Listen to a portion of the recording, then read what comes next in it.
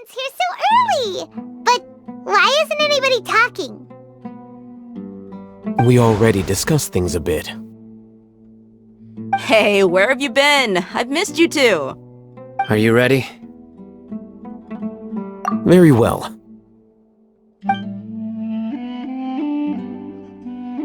Are you sure this is gonna work? I gotta admit, it's bold. Color me impressed. It's worth a try. The point of discussion is to arrive at a solution. Let's cut the small talk and move to the next point. You're making Paimon nervous. You're finally done. I have some other stuff to take care of. Catch you all later. Come on, don't give me that face. I know what you're going to say. I'll be careful. That's what I wanted to hear. Take care.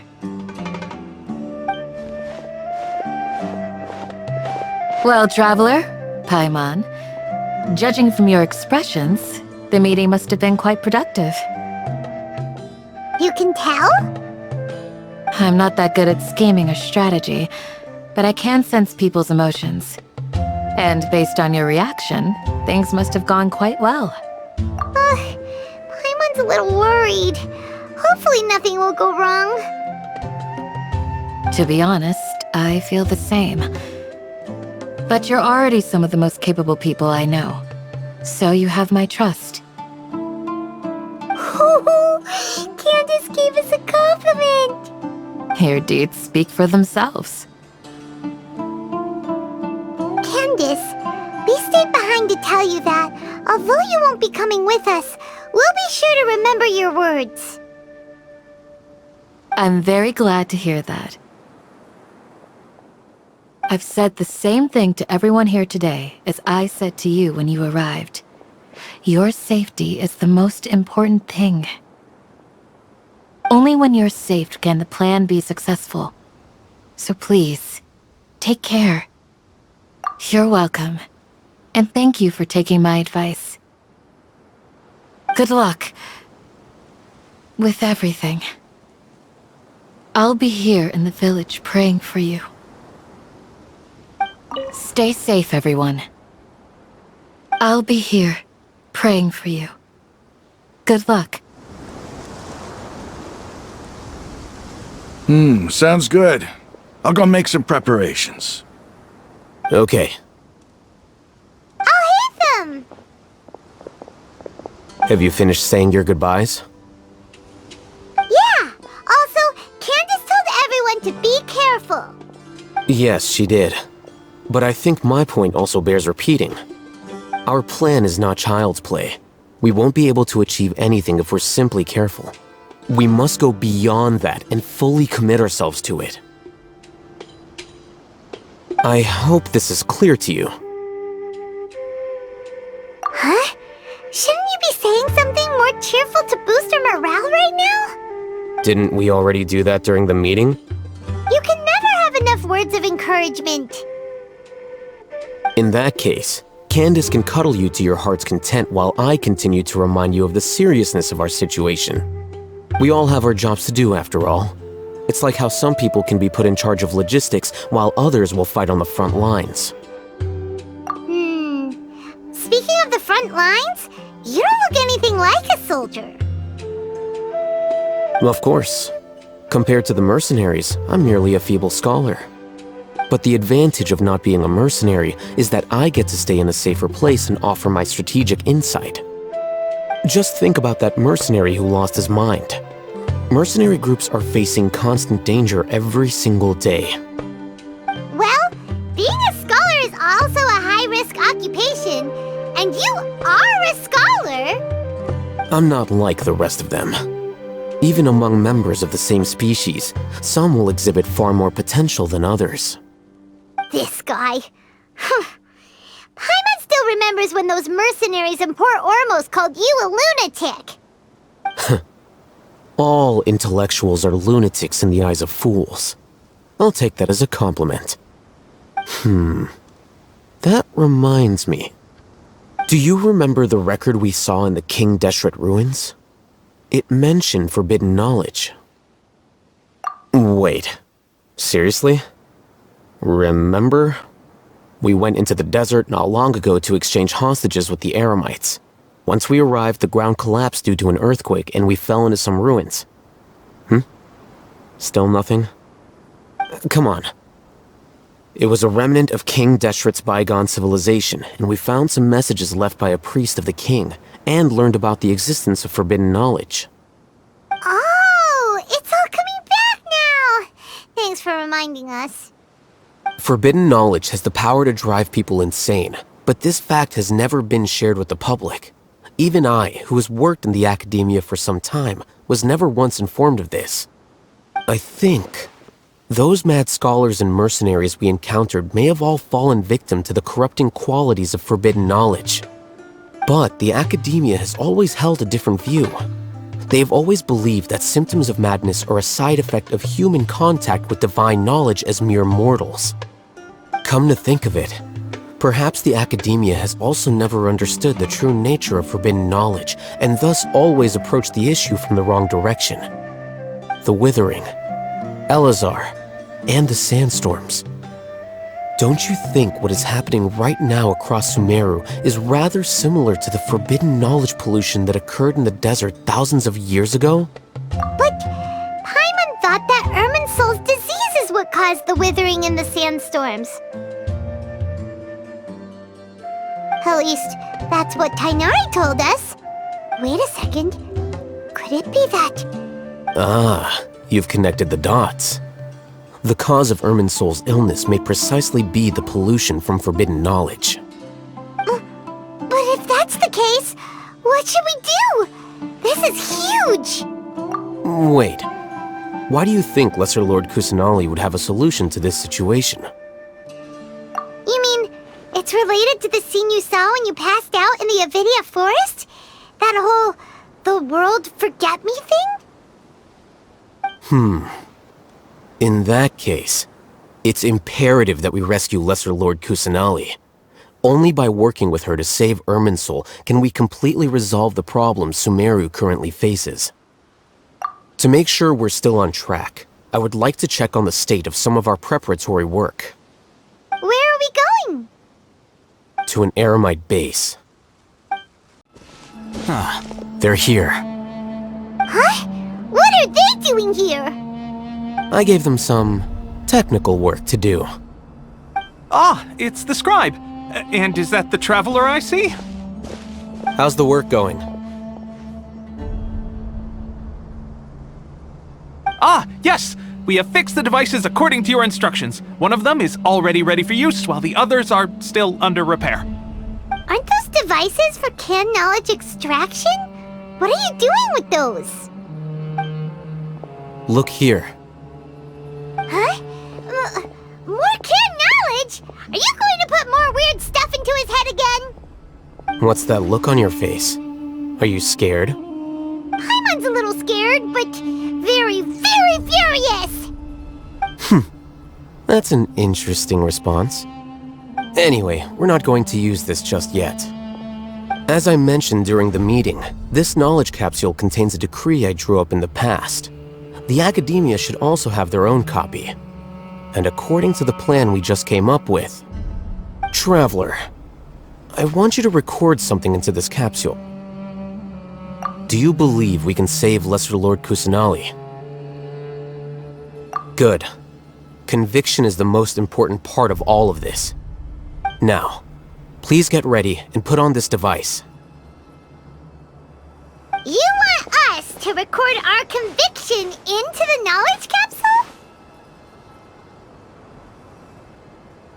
Yes.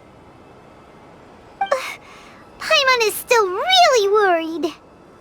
I understand, but trust me, Paimon, this is something we have to do. It's best if you can do as I say. Because, to achieve this impossible task, it sounds like you'll need to fool your own heart first. Although it may feel like a trick, self-encouragement may be the most important tool we have.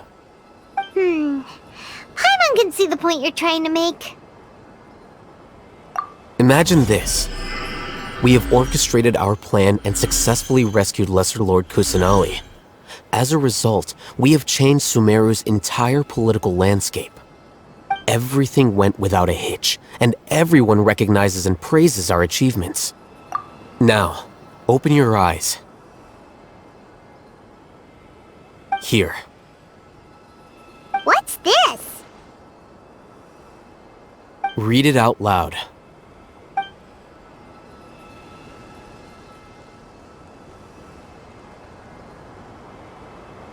It's done. Is your head okay? Does anything hurt? It's just a recording. There should be no negative effects. But what was the point of doing this? Paimon doesn't get it. And that's perfectly fine. In any case, these capsules aren't meant to be used by you. Huh? What do you mean? Have you forgotten? Our plan needs to account for those who have long relied on the Akasha. You may find it hard to believe, but for those people, everything the Akasha transmits to them is nothing short of absolute truth. Imagine if you've been using a device like the Akasha since the day you were born, and this device has always supported you during times of need. After all that time, what do you think you'd become? A fool? A machine? A slave to orders. And that's why rules are so important. In addition, those who understand the rules can delineate boundaries and identify gray areas. But why would you need to identify the gray areas? You could say that those kinds of ambiguous zones can be very interesting. One might even say they're advantageous in the right hands. Things you're interested in are really out there. Are all Sumeru scholars like this? Anyway, that's enough chit-chat. I'm going to take those two to work on some small projects. You can head to Caravan Rebot and start preparing for the next step. Small projects? We're going to tinker with the Akasha terminal and make a few modifications. I thought we agreed on a plan. How can you go back on your word? The plan is too radical and carries a high risk for casualties. I've given it a lot of thought. And in the end, I still can't agree to it. But it's still the best plan we have. As a former Matra, you of all people should be able to see the bigger picture and recognize the innate advantages of our plan. I did. And that's how I saw the danger behind these so-called advantages. Al-Haytham's plan is even more radical than I imagined. Huh? Why are you guys arguing? My friend, you're just in time. Why don't you help me persuade Sino? He's turned against our plan. We agreed to work out a plan at the meeting. As mercenaries, you're familiar with the local environment, so you'll take care of the specifics. But then, you went to Al-Haytham for suggestions. Had I known Al-Haytham would give you those kinds of suggestions, I would not have agreed to the plan. Look, you already know that we're all on the same side here, don't you? Mercenaries place a lot of importance on their bonds of friendship, but also will not hesitate to make sacrifices if they deem the situation to be sufficiently dire. I'm sorry, but as things stand, I can't accept your principles. Seems you really do understand the ways of the desert. Traveler, Paimon, this is also something you should know. Rahman's plan is to have me work with the Caravan Rebot guards in my capacity as a Matra. We will arrest the mercenaries and escort them into Sumeru City. Wait, how can we work with the guards? We can't get through that wall easily, remember? Caravan Rebot would never let so many unregistered members of the Eremites enter Sumeru City. My plan will clear us of any possible suspicion, and also let us enter the city as a big group. There is no better way. That also sounds like something Al-Hайтам told you. Am I right? Doesn't Al-Hайтam know how dangerous this plan is? Of course he does. He told me, there is no perfect plan, but this can get the job done. He also said that with the help of Sino and the Traveler, our chance of success would increase significantly. I never blindly trust anyone, and I've always had a good eye for people. I think he made a number of valid points. It's my own choice to trust you. If I make the arrests alone, I can control myself and prevent you from getting hurt. But I can't guarantee that kind of discipline from the guards. To make the whole thing more convincing, you'll need to resist to some degree. Casualties are inevitable once push comes to shove. I'm okay with the deaths of enemies. But now that we're allies, I'm against the meaningless loss of our own. I can't believe a Matra would actually care about us. I've lived a hard life, and I can say that people like you are hard to come by. I've always treated my allies with honesty and respect. They have the right to know important things like this. Now you're making this hard for me. Hey, is there something we can do to help? I knew you would say that. We can help fight some of the mercenaries, which should reduce the number of times you'll have to struggle directly with the guards. That should help at least a little bit. Sino, on behalf of my people, I thank you for your kindness. But this is a mission we cannot turn our backs on. We strongly value the lives of our friends, but the goal we are about to achieve is even more important. We have no fear of casualties, because we crave the spoils of victory. So please, lend us your support. We will show you the determination of us desert dwellers. Well, now that you've put it that way, I can no longer refuse. But remember, you need to follow the plan and not do anything reckless. Candace made it very clear that we can only achieve our goals if we can ensure our safety. Since you and I both recognize the significance of this operation, there should be no more animosity between the followers of the Dendro Archon and those of King Deshret. Everyone's life is equally important. Okay, you have a deal. Let's do this for our shared dream. The guards should be stationed in the courtyard nearby. You can find them there. Guards! General Mahamatra! To what do we owe the honor? Keep your voice down. This is a secret operation. I'm going to arrest a large criminal gang near this location. According to the Academia's Guide and Regulations on Secret Operations, I have the right to ask for the cooperation of Caravan Rebot. Ah, of course. Mahamatra Sino's order is the Academia's order. Just let us know what you need. But who exactly are you planning to arrest, and how many people are you expecting? Depending on the scale of this operation, we may need to report it to our superiors. They're a squad of Eremites whose number is comparable to Ain el-Ahmar in Port Ormos. They're involved in the theft and resale of supplies from the Academia. As many as Ain el-Ahmar? This should definitely be classified as a joint operation. Then I suggest that you report this to your superiors as soon as possible, and treat it as a top priority desert operation. I will need— Got it! Please wait a moment, I'll contact them immediately.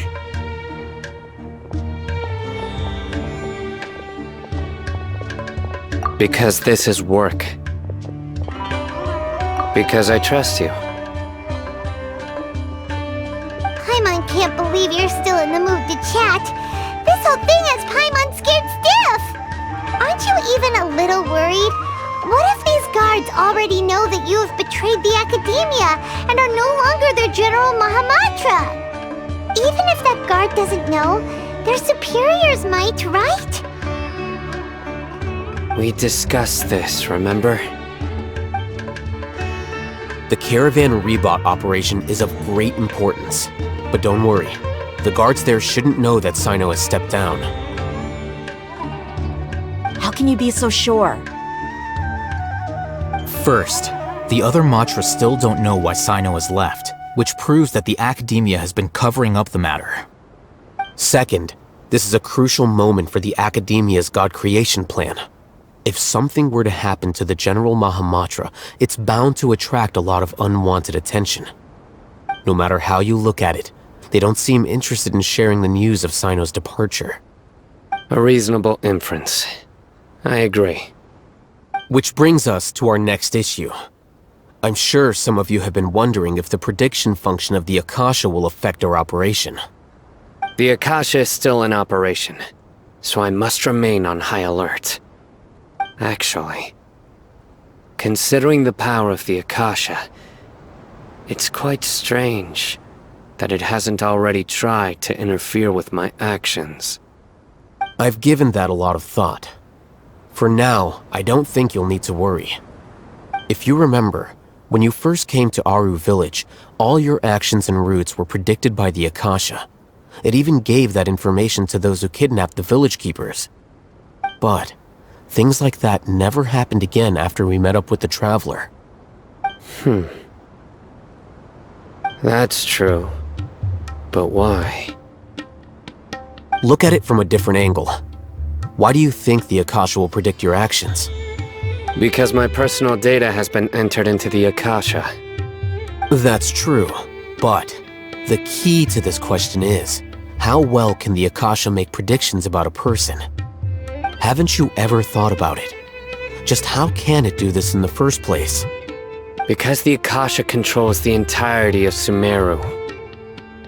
The Academia firmly believes that all human actions can be explained through logic. By sorting and analyzing entered data, the Akasha can derive behavioral logic and predict the actions of those who fit an existing logic model. However, at the risk of sounding like an advocate for fallacies, can everyone truly be considered logical at all times? Emotions are part of our behavioral logic, but can you guarantee that every experience of the same joy or pain would be equally intense? How can our feelings and opinions be predictable down to the letter in every single instance? Sino, in the past, you've always worked alone. In the absence of another person who could sway you or your thoughts, the Akasha could produce predictions that were similar to your real-life behavioral principles. Decisive and principled, you were used to solving problems alone. That's why the Akasha could figure you out. But now, you've joined a team. And I believe the Akasha hasn't yet figured out the full composition of it. Our thoughts and logic have intermingled and weaved themselves together to become a complicated, chaotic mess. Any one of us could potentially disagree with another. The Akasha lacks data on these interactions, and it's impossible for it to predict your actions in the future based on your decisions in the past. After all, there's probably a limit to just how much we can be modeled or controlled by data. So, in my opinion, you're probably safe for now. Makes sense to me. I agree. The Akasha is not alive, and I don't think we can be completely controlled by something without a mind of its own. Is that so? I guess there are things that even the Akasha cannot calculate, and people will not be forever trapped by the past. Paimon's so glad that this is settled. Next time, pay attention during our meetings. Will do. Just remember to stay vigilant. Footsteps! General Mahamatra, we were not expecting your presence here. I'm the security officer of the Great Red Sand District. My name is Luxembarbo. This is my assistant, the Traveler. He will be working with me. The construct next to him is for his work. Beep! Construct, beep! What a great honor to meet you. Your golden hair is as bright as the sun. And, is this the latest technology from the Academia? Have you made a decision regarding the matter I mentioned to your subordinate? It seems to be a dire situation, so of course you will have our full cooperation. To be perfectly honest, I've always longed to go on a mission with someone as well known as yourself. There's no need for flattery. Yes, sir. Take your most elite platoon and follow me to the eastern side of the district. We will carry out the operation there. Understood.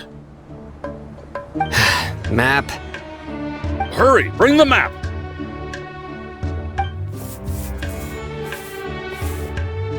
In 2 days, we will engage Rahman's Eremites and capture all of them. Any questions about the time or location? None at all, sir. Good.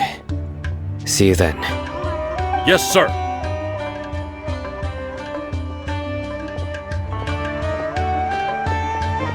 Maybe hanging around the General Mahamatra isn't so bad after all. Everyone's so respectful towards us. This is all due to the absolute authority of the Academia. And now, we're going to strike back against that massive pillar of power. Get ready. We will move out in 2 days. Look! Over there! Our helpers have arrived already! Let's hurry over! Wait a moment. Ah!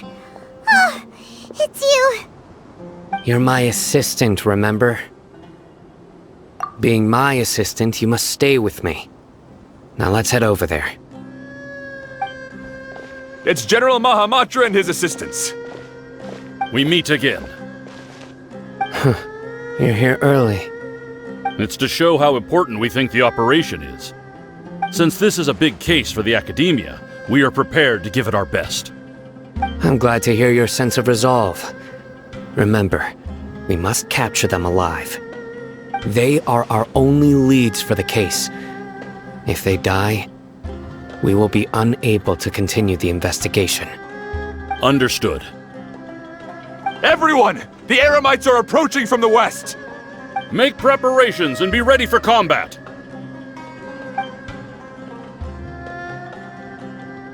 Halt! Oh? What a warm welcome! What do you want?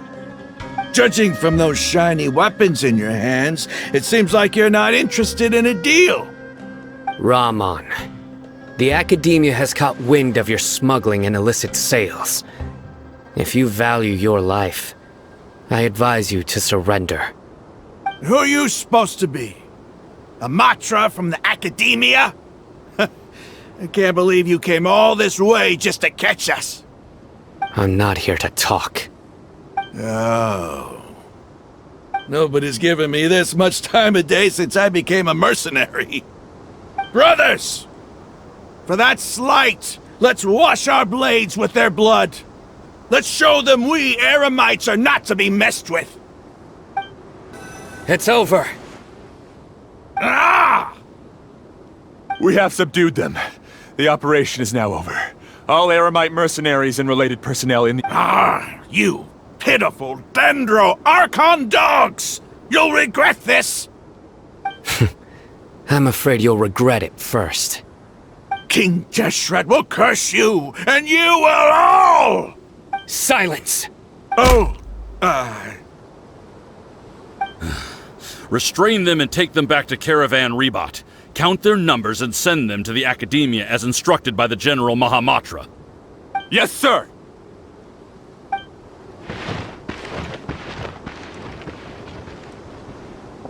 Mahamatra Sino, I will now take my leave.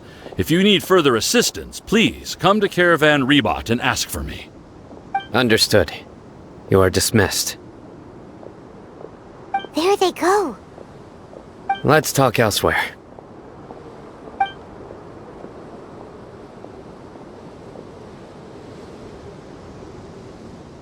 This part of the plan went really well. Yes, things went perfectly. That's fantastic! And that punch you gave Rahman there sure looked convincing enough. Once we're done here, I'll return to Caravan Rebot and oversee the group's transport. I promise. I'll get everyone into Sumeru City safely. Yeah, you're the reason why everything went so well. It's not the time to celebrate yet. I believe Dia should already be waiting for you. Go join up with her. She will need you to introduce her to Tainari. Speaking of which, is it really okay for us not to share the full plan with Tainari? What if he'll feel miffed about it and refuse? I have a very close relationship with Tainari. Given how well we know each other, I believe my message alone should be enough to bring him to our side. He knows I won't make jokes about things like this. If we need help, Tainari is the best option. Get ready for the next phase of the plan. Don't keep them waiting. Dia! We're here! It's about time. Didn't you say our part of the plan is the most important of all? And here you come rolling in late. In the time it took you to get here, I already did 5 laps around the place, downed 7 drinks, and even did some clothes shopping. Sorry. We didn't mean to keep you waiting.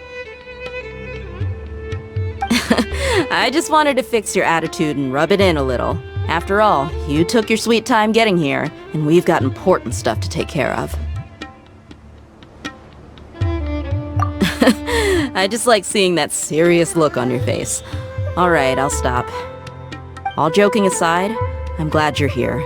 Let's get moving and take care of this as soon as possible. But where should we start?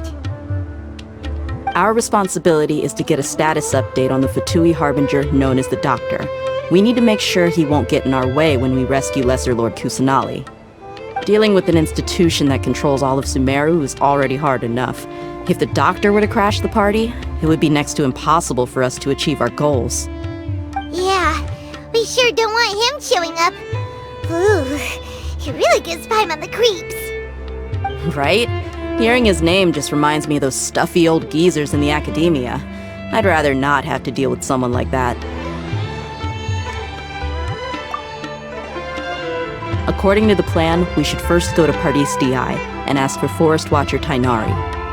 If Al-Hайтам and Sino's sources are solid, then we can be sure that Tainari still has the academia's trust. So, we'll find Tainari and convince him to get us the latest intel on the Doctor. Then, depending on what we learn, we'll make any necessary adjustments to our plan. The sages have placed spies everywhere on the other side of the wall. I'll follow you as a bodyguard. You should be honored. I don't offer my services to just anyone, you know. But Paimon thought mercenaries would do anything for Mora. That's certainly true. But when multiple employers are vying for your services, you should always go with the best offer. Let's see. If I were to charge you a bill, I guess I can apply a discount. How much more do you want? Paimon's not sure we can afford it. How much do I want? Hey, how about paying me with a smile? What do you say? I haven't seen you smiling much recently. If you ask me, someone like you must look lovely when they smile. Come on, give me a smile so that I can be less worried. Looking good! I hope this pretty smile will become our lucky charm. There are many kinds of smiles, but only a truly joyous one can bring blessings to others. Let's consider this smile a down payment for our future victory. Let's go. It's time to pay a visit to Pardis Di. Tainari! Ah, Traveler, Paimon. And you are? Hey there. This is our friend Dia. She's an Aramite mercenary. A mercenary? You must have some big news for me. It's something really important. Please help us out. All right, then follow me.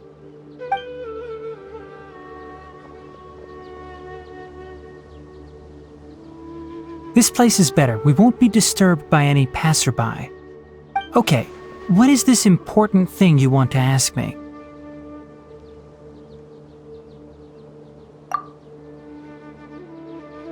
The doctor, huh? He's that strange-looking Fatui Harbinger with the mask! Paimon thinks he has blue hair. Yes, I know him. Actually, he left Party's DI just a little while ago. He left already? Yeah, he came looking for me. Can I ask what it was about? Sorry to ask you like this after having just met, but your answer is very important to us. For now, all we can share with you is that your friend Sino is working with us.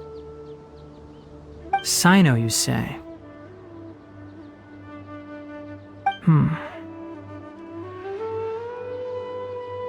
I see.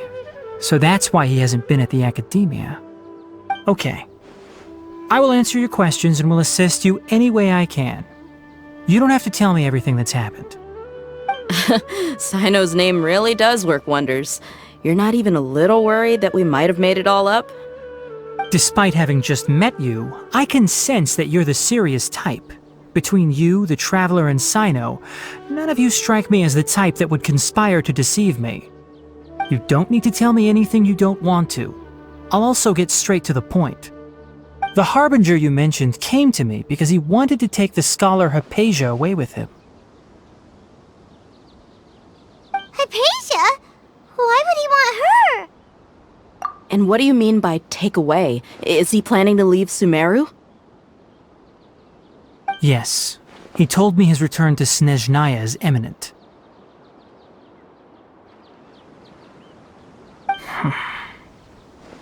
So you mean...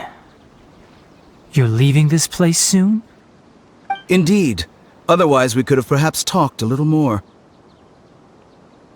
I was just about to set out when I remembered something important. To that end, I made a final trip to Pardis Di. Let me ask, have you been taking care of a scholar by the name of Hypatia? Your sources are accurate. No doubt because you recruited many informants. But you're right. Hypatia has indeed been receiving treatment from me. Forgive me for asking, but how's the treatment coming along? Given the way you're asking, I assume you have something to say. Since you asked, I'll be frank. I would like to take Hypatia to Snezhnaya. It's incredibly difficult to transfer a patient. As a scholar yourself, shouldn't you at least be aware of this? Oh? I can't believe your utter lack of faith in me, to the point of even questioning my general level of knowledge. How unbefitting. Well, you're the only one who's ever made such a request. I have my ways of keeping her safe during the journey. In addition, I can also promise that under my care, Hypatia will receive the most advanced and effective treatment. I will personally supervise her treatment and see to her recovery. Would that be agreeable to you? Hypatia was born in Sumeru and remains a scholar of the academia. Her situation has not become dire enough to necessitate her transfer to another nation. Transporting her to Snezhnaya is risky, and the potential benefits are unknown. As the person currently responsible for her treatment, I cannot possibly sign off on this transfer. Your suggestion is rude and reckless. I'll pass. I don't know much about the doctor, but after talking with him, I realized that, just like many other scholars, he possesses an aura of arrogance that I've come to detest. It's not so much that he's looking down on others, but more that he's so confident in himself and his abilities, to a point of near insanity. I would never refer a patient to someone like him. I prepared myself for a protracted battle of wits, and was really surprised to see him just give up on the topic. Still, his reaction really concerned me.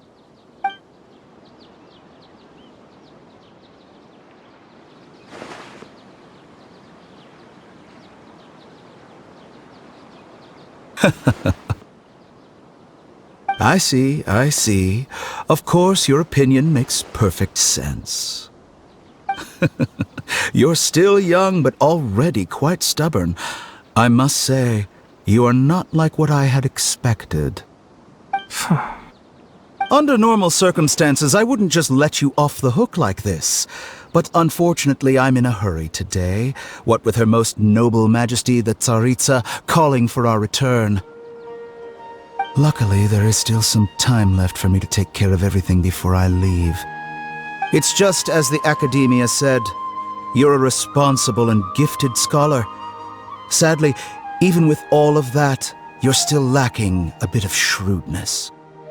And that's also why people like you can never realize that sooner or later, everyone must pay the price for what they've learned.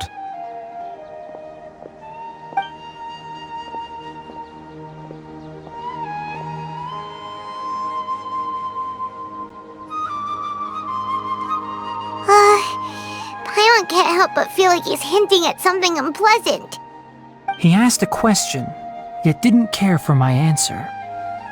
Perhaps I'm nothing but a talking rock in his eyes.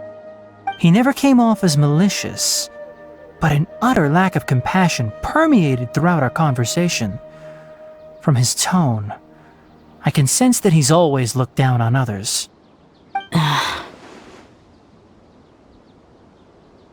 I can barely believe it myself, but if that's true, the situation will be in our favor. I don't think I missed any details. Frankly speaking, I don't want you to do anything too risky. Now that you know a little more, it should be easier for you to stay safe. Sorry we can't tell you everything. We appreciate that you helped us anyway. I won't forget your kindness. It's okay. I have an obligation to do so. To be perfectly honest, all of this may have started because of me.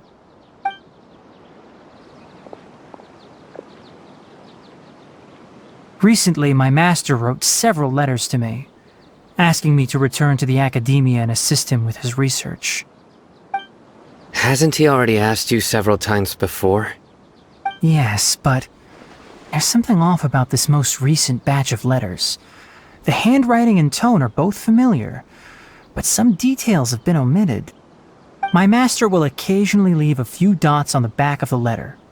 1 dot means that he wrote the letter on a sunny day, and 3 dots stand for a rainy day. This has been a habit of his for many years, but I didn't find any dots in his recent letters. I believe something may have happened to him. I get it.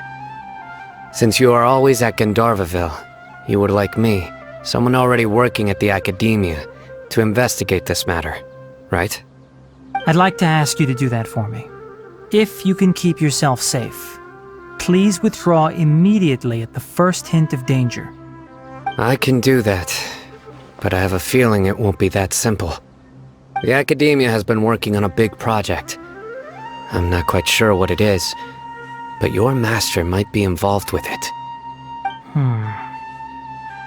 If the higher-ups really are hiding something, then it will be difficult to remove myself from the situation once the investigation starts.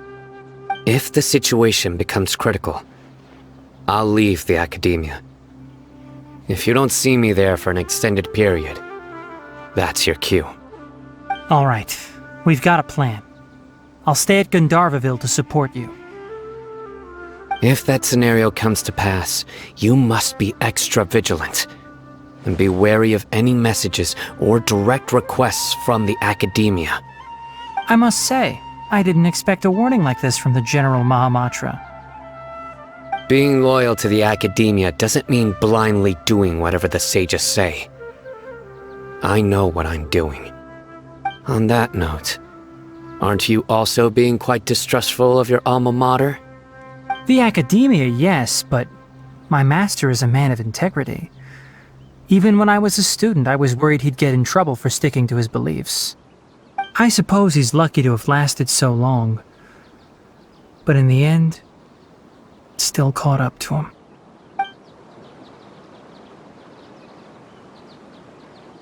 I see. So you noticed something was up with the Academia from the very beginning.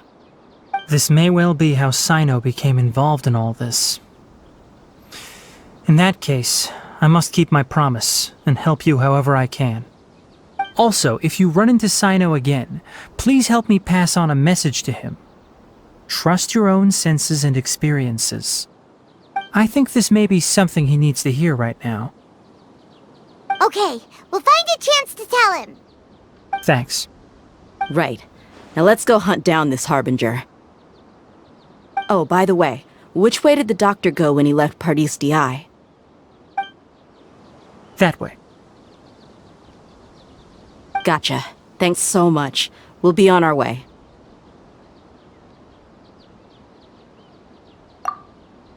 According to Tighnari, the doctor is leaving Sumeru soon.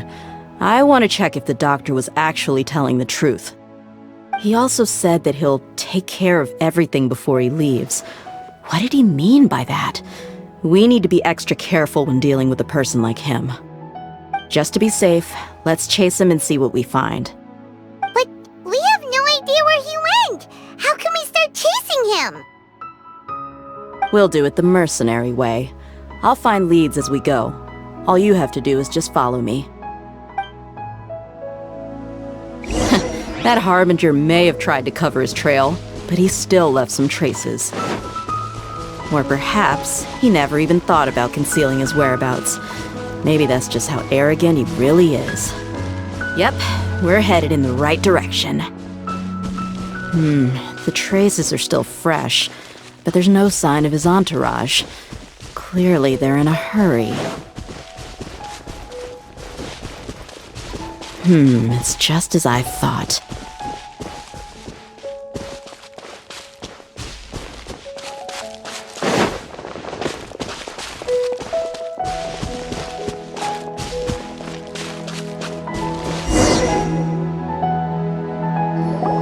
We can stop here. I think I know where the doctor went. To the south of here is Port Ormos, which seems to be where they're headed. Port Ormos? They're going to leave by boat? That's right. Let's go to the port and have a look for ourselves. Look! Fatui soldiers! Thanks to Dia's tracking. Shh! Don't. The port is Let's keep going and see. Now this is a proper farewell ceremony for a Snezhnayan Harbinger. The Lord Harbinger is leaving. I've still only seen him once or twice. I used to hold a position in our homeland, and back then, the doctor spoke in a very different way from the way he speaks now. Maybe the way people talk in Sumeru has rubbed off on him? It's always like that when you spend too long away from home. When he gets back to Snezhnaya, perhaps it will also take him some time to get used to the life there again. Huh? But, sir, that can't be right. No, I remember it like it was yesterday. Both his expressions and tones are now very different. Also, for some reason, he seems like he's all smiles now. You must be mistaken. Nobody's supposed to look happy when they're on a business trip. The doctor is on that boat. So he told the truth after all. He is actually leaving Sumeru. Let's get closer and find a place to hide so we can observe him. This place will do. We can hide here while we keep an eye on the boat.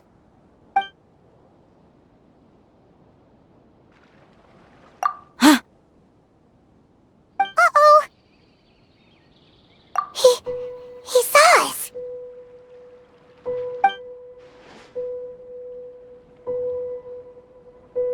Huh? Is he waving at us? It's time to say goodbye. Wait, is he the only person on the boat? Huh? You mean there's nobody with him? And where are all the soldiers we saw in the port just now? They were all here just a few minutes ago, but now they vanished. So this was a trap. Wait, don't tell me that. Luckily, there is still some time left for me to take care of everything before I leave. Oh no. They might be after Hypatia. Let's get back to Pardis DI. Huh? What do you mean? I'm afraid that she's seen something that she wasn't supposed to see. If I were the Fatui, I would also try to take her away. And if I couldn't... Oh no! Are you saying they're going to kill her? Let's go! Paradis Di is not a place you Fatui can just show up and do as you please. I believe we've already made ourselves quite clear. Our superior gave us permission to search for and collect medicinal herbs in Paradis Di for research purposes. But you've been in Sumeru for some time already. I find it coincidental that you chose to only come here today. Even the Grand Sage himself may not have the right to question our research, much less an ordinary scholar like yourself. I've done my duty to inform you. Don't make things difficult for yourself. It would seem that my words have fallen on deaf ears. You can keep trying to deny it, but coming to Paradis Di now? I'm pretty sure you're not just looking for herbs. With all due respect, your baseless speculations will only lead to unnecessary trouble. Well, you only have your Harbinger to blame. He knows nothing about keeping a low profile. I may be staying at Paradis Di as a scholar, but that doesn't mean I'm no longer a forest watcher. It is still my duty to protect the peace and safety of the scholars who have contributed so much to Sumeru. Then it seems our conversation has hit an impasse. No one will lay a hand on you, Hypatia. Not on my watch! Tighnari! Are you alright? I'm fine. These Fatui have really crossed the line. Time to teach them a lesson. There's no use resisting! Give us Hypatia! Keep dreaming! Yeah, Tighnari! Beat him up! The doctor's orders are absolute! Yeah? You've been someone's lapdog for so long that you don't know anything else now! We're not getting anywhere. Traveler, Paimon, please go to Hypatia. We need to make sure they don't try to sneak around and attack from behind. Got it!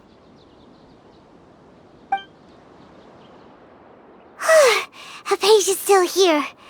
Doesn't look like anyone's broken in.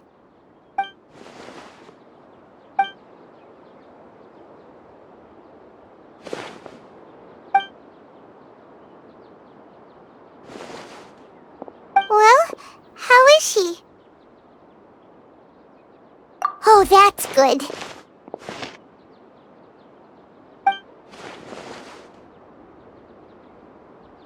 So, you think this is over?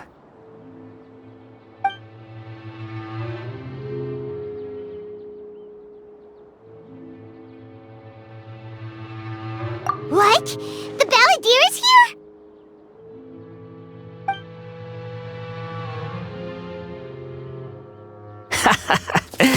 I've missed that look of abject horror. You've given me that look every time we meet.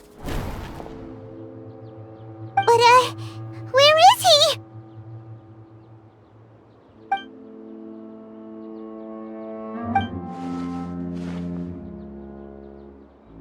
I can hear all of your thoughts, you know. Don't you remember? I already saw you the first time you came to Paradis Di and made contact with Hypatia. I didn't need to do anything. It is her honor to be able to connect her consciousness with me. Who are you talking to? It can't be the Balladeer, right? That's impossible. I know you must be curious. I might as well tell you that I decided to enter Hypatia's consciousness the moment I sensed your touch. I wanted to observe you on a fool's errand. Hey, Traveler!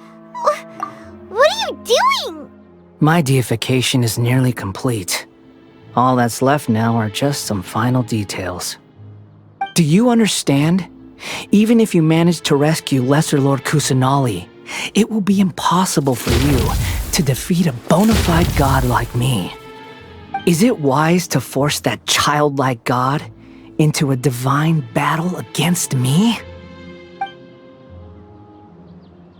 Scholars consider the god of wisdom to be the sum total of their faith. It's how they can justify reverence for a god as they construct it. But this also shows that humanity's worship of gods is a combination of blasphemy and exaltation. It's truly laughable.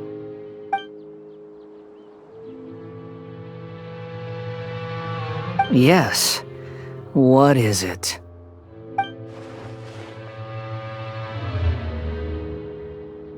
Yeah, I'm in a good mood, which is why I'm talking to you like this.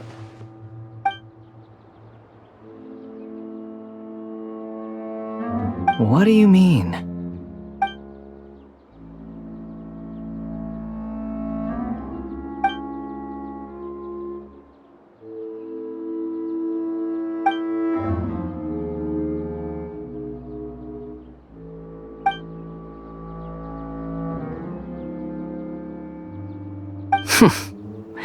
Those words almost make you sound like a friend who actually cares.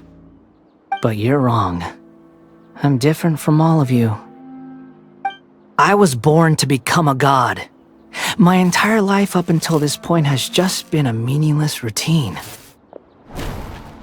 Just think about a sheet of paper. By itself, it holds no meaning. The content recorded on it is what gives it value. All I had recorded down before were some painful memories and boring human feelings. Such senseless drivel should have been erased a long time ago.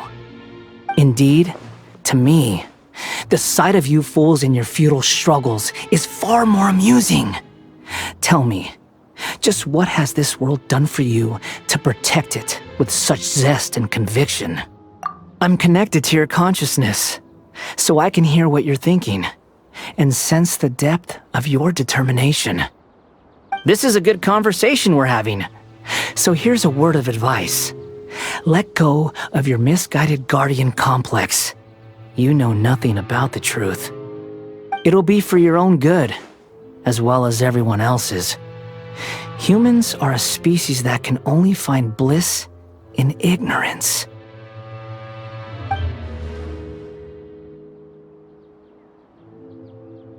Ah, you've seen my affection for her. If you were in my position, I think you'd feel the same way. She peered into my consciousness and saw my past. Someone like that is qualified to become my first follower. All gods need followers. So Hypatia has been chosen. Her appearance heralds my imminent arrival at the throne of divinity, while her worship shall become my glory.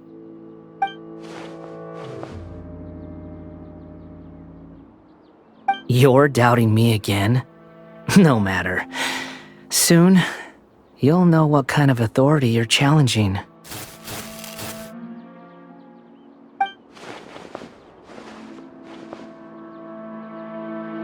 Who wants to hurt my devout follower?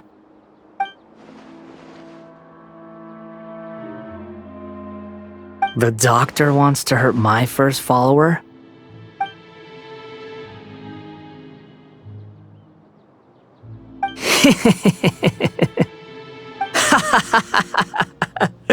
How very amusing. Has anyone ever told you that you're not good at sowing discord? The doctor has never known his place. Even now, the puny human thinks himself capable of interfering in the business of the new god. You're still too naive if you think a few words will be enough to convince me to destroy the doctor. But I'm willing to give you a gift, just like my expression of affection towards Hypatia. It is an honor for you to be able to stand here and speak with me. As my listener, you will be rewarded.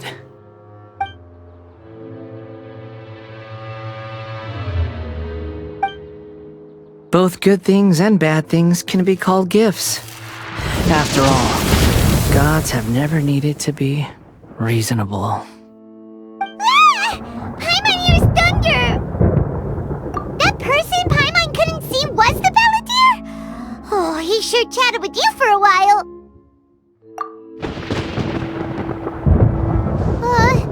Where is the storm headed? That means anyone outside is in danger! Let's go! Tighnari and Dia still must be fighting! Oh! Have the Fatui Paimon retreated? Hey, what happened to you? He's hurt. I'm fine. Don't move. I've seen eremites get struck by lightning before. You need to rest. Struck by lightning? We were fighting, and just as things started looking grim, the weather suddenly became extremely strange. Lightning started attacking everyone, almost as if it were alive. Luckily, there were only 2 of us, and both of us were nimble enough to dodge most of the strikes. There were a lot of Fatui, though, and they were being torn to shreds by the bolts of lightning. With that, all the Fatui soldiers were forced to retreat. Why are you sorry? It's all right. I'm sure you also never expected this to happen. Don't blame yourself. My wound aside, you look like you've seen something unpleasant.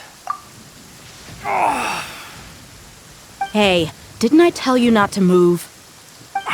Just in case. Let's go to Hypatia's place and talk about things there.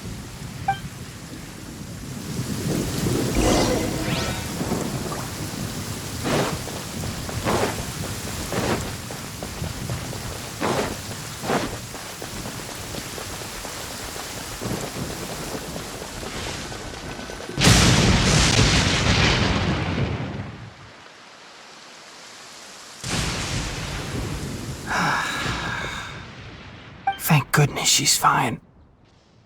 Hey, how about taking care of yourself first?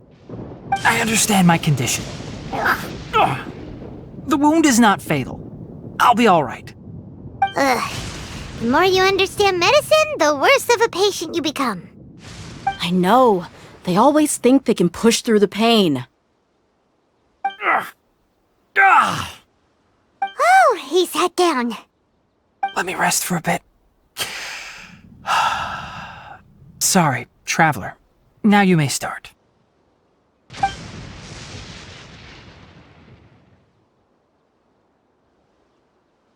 So that's what you were talking to the balladeer about? Oh, Paimon can't believe what he's thinking. The Academia's God creation plan. How ridiculous. That sounds, ambitious, I guess? Anyway, this is all way beyond me. As long as I can enjoy every day with a drink in my hand, tasty food in my stomach, and a good night's rest, that's enough.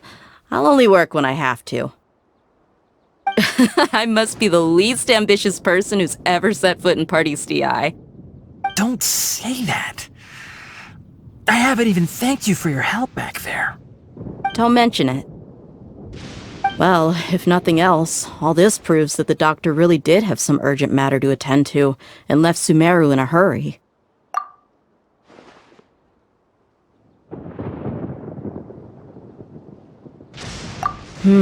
Maybe the Fatui want to cover up some secret of the balladeer. Is that why they tried to seize Hypatia?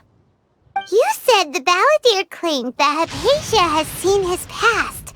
So, what could be there? Have you noticed? The balladeer is not happy with the doctor's actions. He thinks the doctor has no right to consider himself as his equal. So, if the doctor was to show up again, would the balladeer zap him with lightning? Based on what the traveler has said, I think he would. Having the doctor gone benefits him as well as us. In other words, we've successfully completed this stage of the plan. The doctor is out of the picture now. Yay! That's a big accomplishment! I'm also happy for you.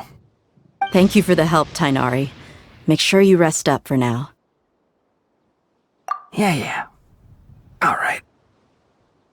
Okay, that wraps things up for us here at Party's DI. Traveler, it's about time we rendezvous with the others at the Grand Bazaar. Let's continue to keep a low profile. You can head there once you're ready.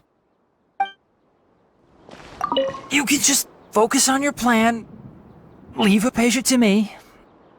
My wound isn't going to get in the way. Okay. Guess I'll sit still for a little while longer. All right, everyone is here. How did everything go? Any luck with your missions? Let's report back one by one. I'll start first. We've made the necessary modifications to the Akasha terminal. In addition, the props required are also ready. I'll go next. The Traveler and I went to Party's DI. The situation was a bit complicated, but we found Tainari. Unfortunately, he was wounded during a fight. Who was behind it? Well, that's the tough part. What should I say, Traveler? The Fatui or the Balladeer? After some back and forth, we confirmed that the doctor has left Sumeru by boat. He has something urgent to attend to back in Snezhnaya. So, we've successfully removed the doctor from the picture. Also, Tainari's already resting, so he'll be okay. Good. Oh, Tainari also asked us to tell you this message. Trust your own senses and experiences. All right. I'll remember that.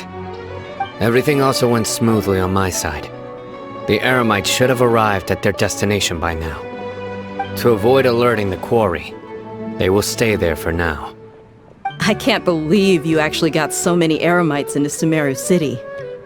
It's all thanks to Rahman and his brave team, as well as their bold strategy. It appears to have been very effective. I'm glad to hear it. Well, is that everything? Okay, this meeting is adjourned. Huh? Wait, you mean that's it? Well, what else is there to discuss? Shouldn't you end with some words of encouragement? You know, to fire us up now? Personally, I'd rather we all go home and get some rest. I'll hate them, you... Ugh. Oh, and if you wanted someone to say something to that effect, then I must reiterate that I'm here to strategize and not to lead. So you should find someone more suitable to do that.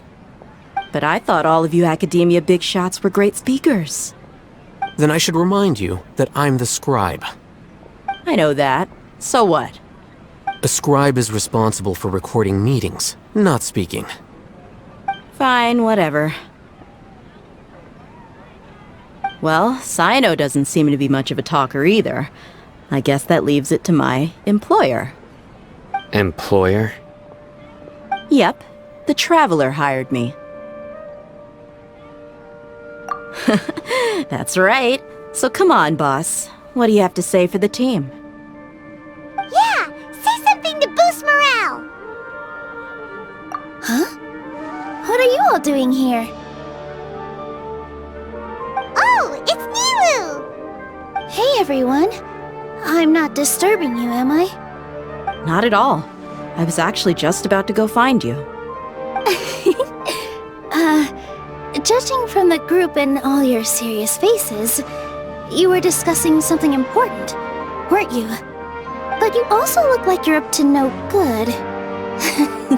Seems pretty interesting. Welcome, Nilu. Would you like to join us? Huh? Join me? You mean, you also want to discuss something important with me? Yes, something very important.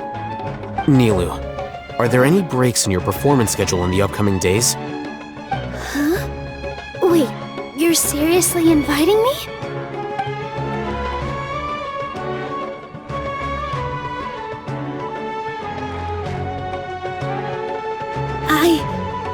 I can't believe my ears!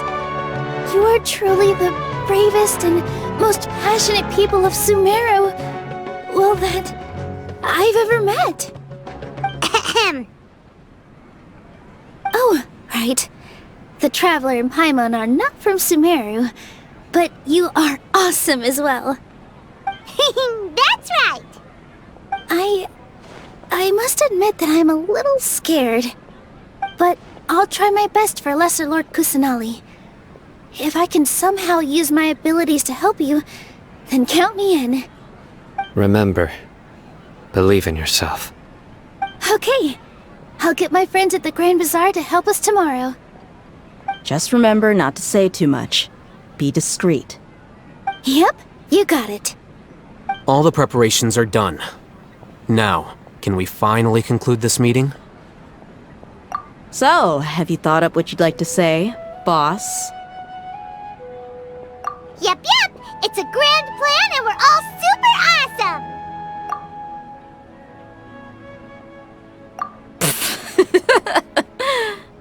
Well said. A good night's rest before an operation can be the difference between success and failure. Thankfully, I've had my place to myself recently. It's been nice and quiet. Huh? Oh, nothing. Alright, let's all go home and get a good night's sleep so we can be up early tomorrow. Okay. So I guess that means it's time to say goodnight now. Yep! Good night, everyone!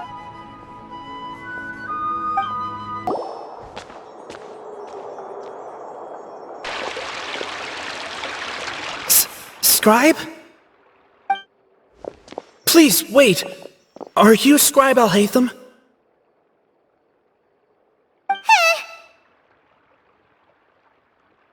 That's me. Is something the matter? I'm in a hurry. No. I was just surprised to see you here. I had heard that the sages were looking for you not long ago, but I didn't know what for. And, also, please don't bring outside guests into the academia. Outside guests? How did you arrive at such a conclusion? Your groundless inference shames the Haravatat Darshan. What did you say? I'm the top student in Haravatat, and I earned 3rd place at the last Inter-Darshan debate. Don't look down on me! That wasn't my intention. As your Haravatat senior, I just assumed that you possessed a greater aptitude for critical thinking. Look, based on what you already know, the purpose of my return and the reason they're here should be obvious. Is that so? Wait a moment. Let me think. Don't tell me the answer. The sages search for you. A blonde-haired traveler. Outside guests. So, from the start, the sages weren't looking for you, but this traveler? And you were gone from the academia for so long because... Hey, shh. Yes, you've proven yourself as the top student in Haravatat. I surmise you've arrived at the correct conclusion. As I expected. Please, forgive me. I wasn't thinking clearly just now. Thank you for getting me back on track. It's nothing. We'll be on our way then. All right. Thank you for your contributions to the academia, Scribe.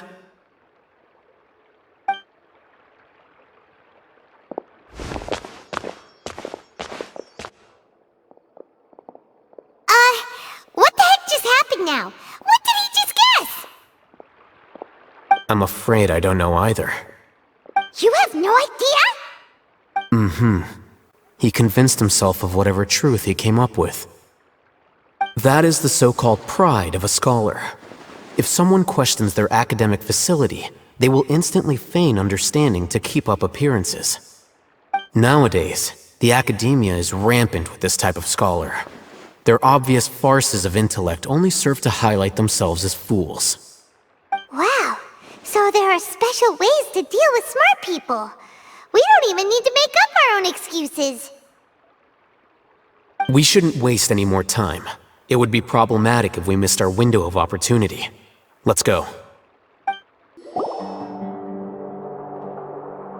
Is this the academia's library? Indeed. Known as the House of Dana, it is quite possibly the most extensive special collections library in Teyvat. There are a lot of students going through here. Is it really okay just to waltz right in? The academia marches to a fast beat, especially since it's Nagarbaha Day. They're all occupied with their own matters. Just act natural. Now, hurry along.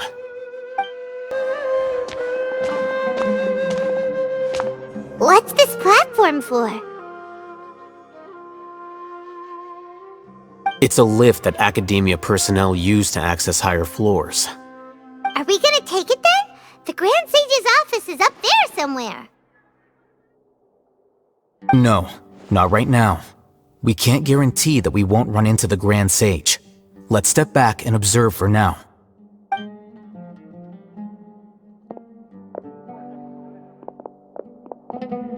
You think the Grand Sage will exit from there? And after he does, we'd sneak past him? Oh, Paimon thinks that's really dangerous. Who knows? However, if we can confirm Azar's current location, our operation will be much safer if we... Allow me to offer you a hint. If you wish to know his location, look behind you. What's Grand Sage Azar doing here?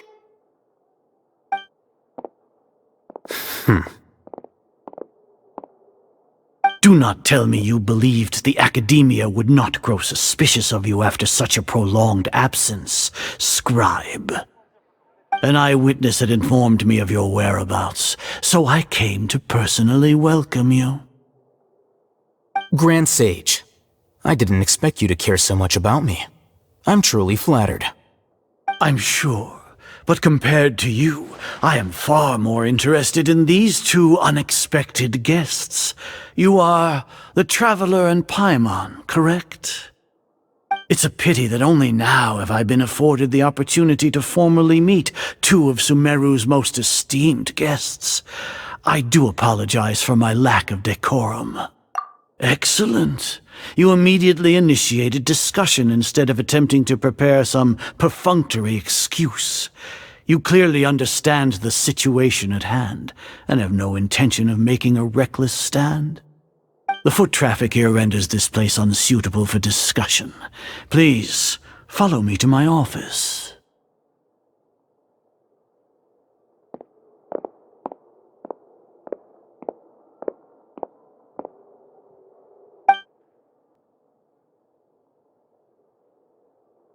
This place is crawling with guards. There's no way out for us. All right then, Traveler. What did you wish to discuss with me? Today is Niagarbaha Day, so I still have many responsibilities to attend to. There is little time for idle chit-chat before I detain you all. You seem to know quite a bit about our endeavors.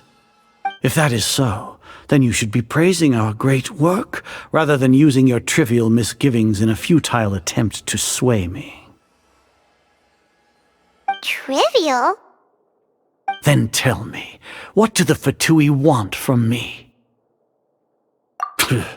Worthless. Those are all completely worthless. Benefits, divine power.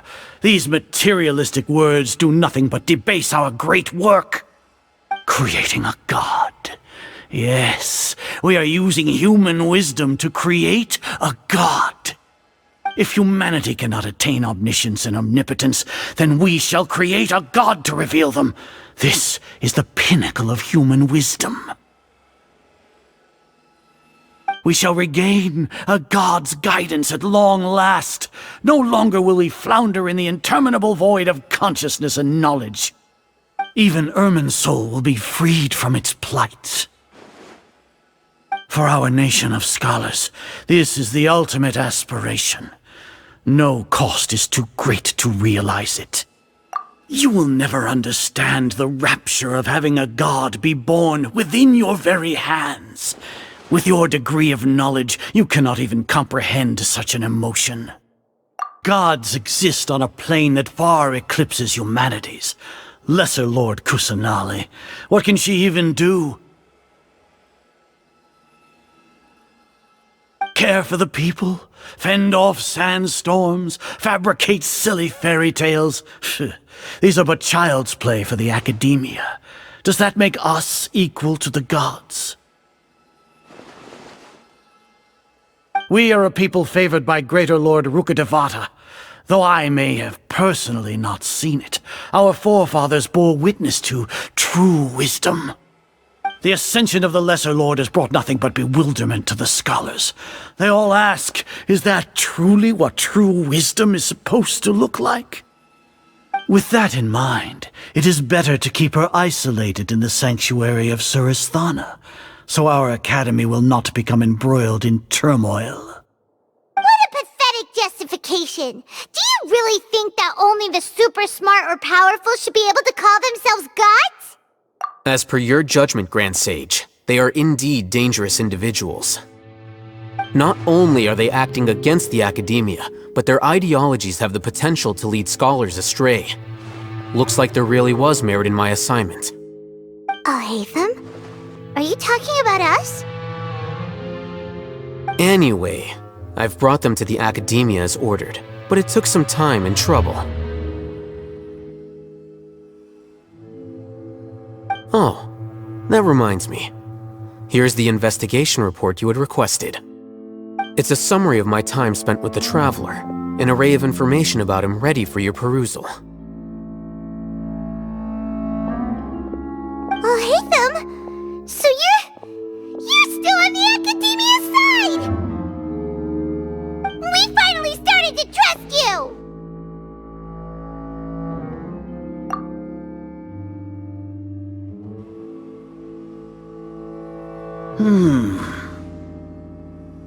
Excellent. Detailed contents with no errors. I would expect nothing less than an immaculate report from the scribe.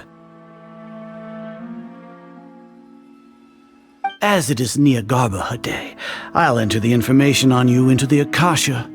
Surely you know what that means. We'll be monitored, just like Sino. With the Akasha's calculation prowess, all of your actions will be predicted with an accuracy of at least 98%.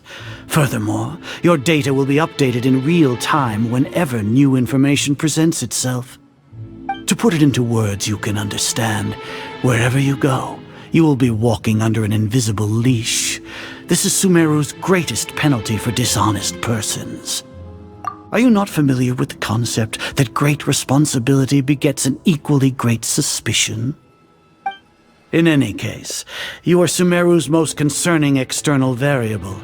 Locking you down will greatly decrease the chance of any undesirable outcomes coming to pass. You're despicable! Despicable? Perhaps from your perspective, but I suppose you had mentally prepared yourselves for this, no?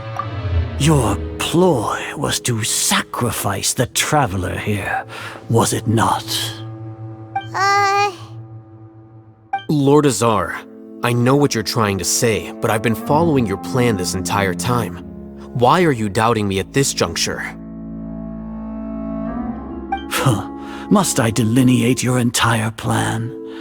Very well, I will spell things out. First off, I received an eyewitness report that you were spotted with the Traveler at Caravan Ribat.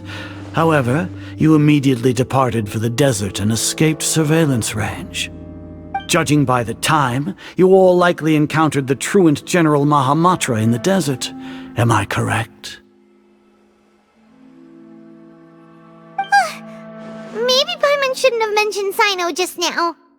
The Academia had not received correspondence from its scribe for a prolonged time.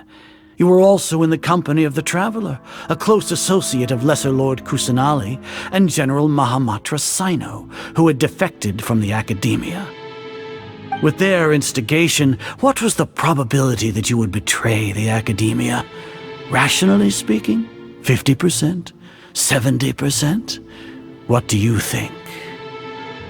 Regardless, that's only a guess. The facts are that I've brought the Traveler right before you, and I gave you my report. Indeed, your boldness deserves praise. To think that despite status as an outlander, the Traveler is still willing to sacrifice for the sake of your plan.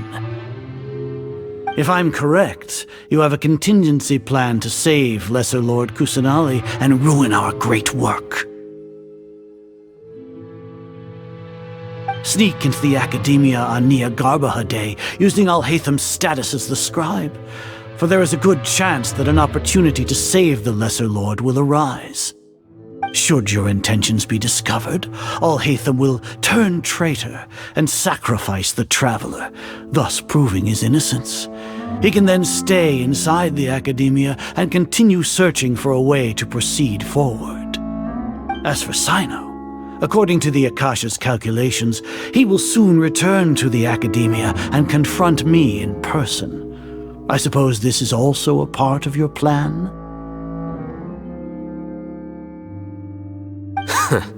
You'll see me as a traitor regardless of what I say, no? Even if you impugn me, it would have little effect on you all. You misunderstand. Losing our scribe would irreparably damage the Academia's regular operations and the development of Sumeru's future academic systems. However, under the current circumstances, even that is trivial compared to what we stand to gain from our great work. You said that I betrayed the Academia, but you, Azar, you've betrayed all of Sumeru, betrayed its Archon. So flight is turned to fight at long last. Guards!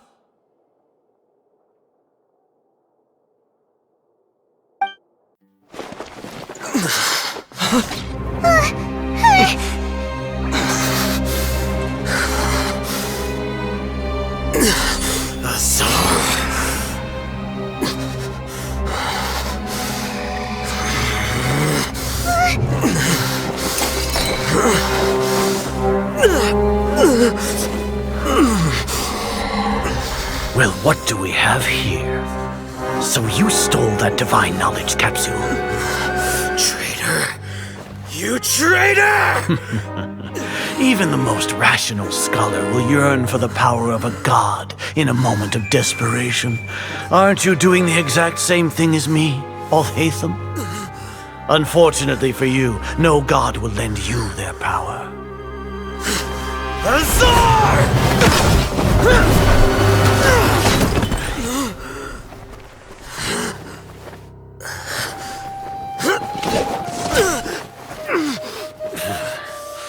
He has gone completely insane.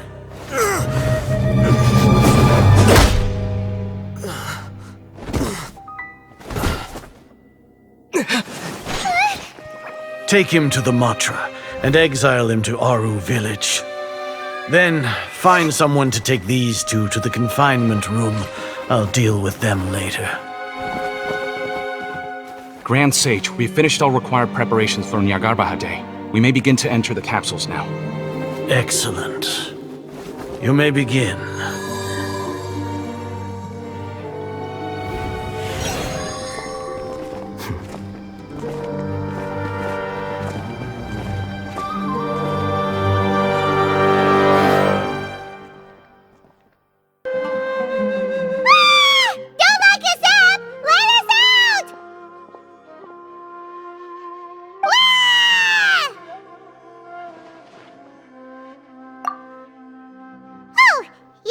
Paimon got a bit carried away there. How was Paimon's acting just now? Great, huh? Everything's going according to plan so far. We made it into confinement, and Al-Hайтам's probably done with his part too. We even managed to trick Grand Sage Azar. Al-Hайтam sure knows how to cook up a plan. What are we doing next? Paimon has trouble remembering things when she's worked up. Right. Paimon thinks it went something like this.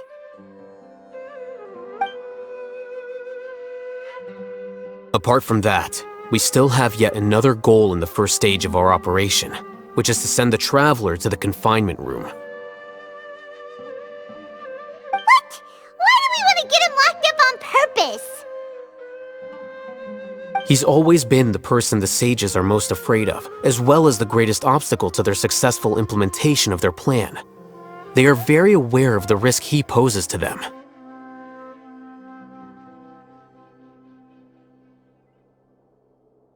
Once the Traveler is imprisoned, the sages will likely think that everything is under control.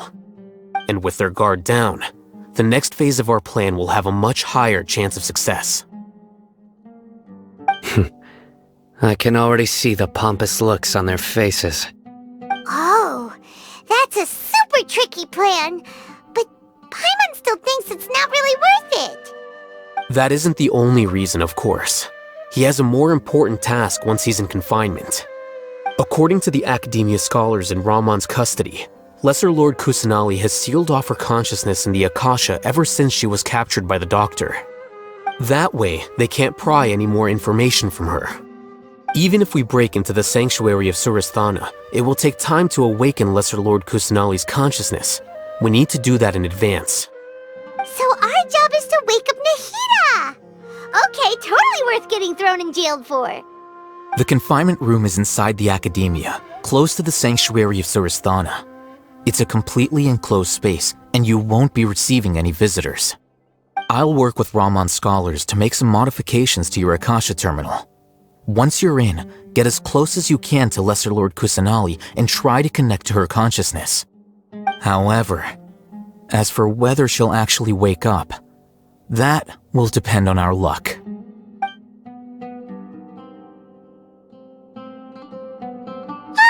no wonder you've been wearing your Akasha terminal today. It's the one that Al-Hайтам modified. Paimon thought they'd take our Akasha terminals when they locked us up in here. Were they being careless? Alright, so what now? Sounds easy enough. We can finally talk with Nahida after all this time. Let's do it. There's a light flashing on your Akasha terminal. It's almost like... the faster it blinks, the better the signal.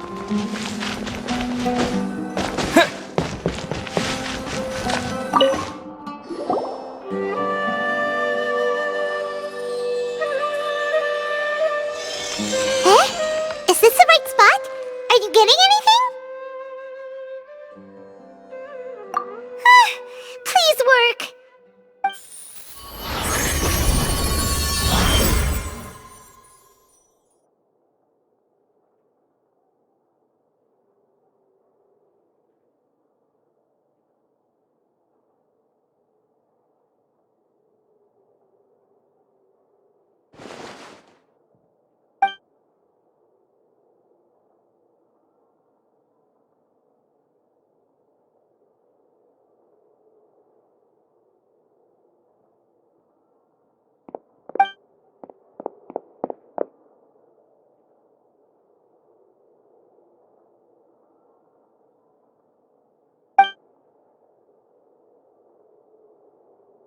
Nahida! Hey, Nahida!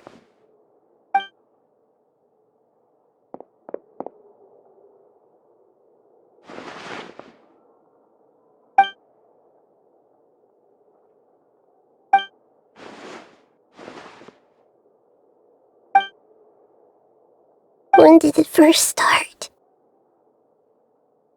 Oh, right. It started from the moment I was born. I want to become a worthy Archon. So I've kept studying.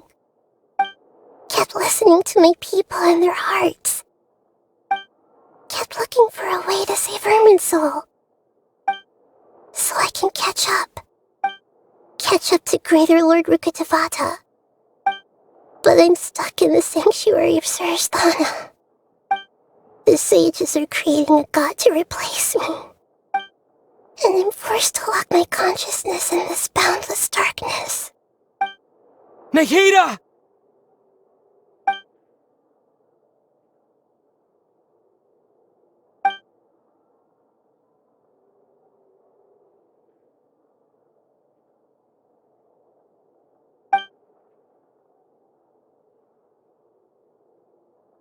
Nahida!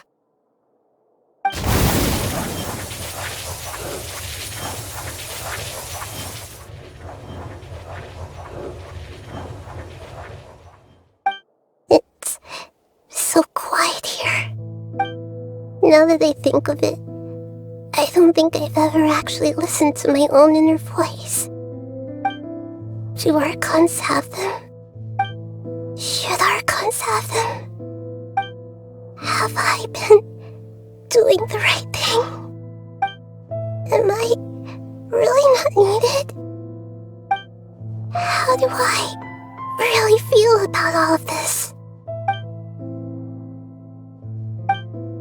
It's so quiet here.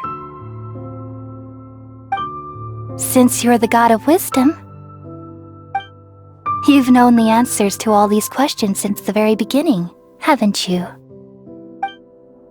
Who are you?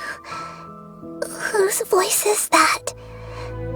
It sounds familiar.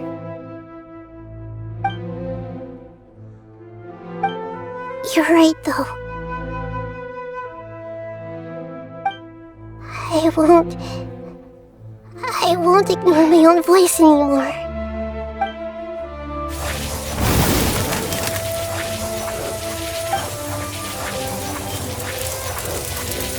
Nahida!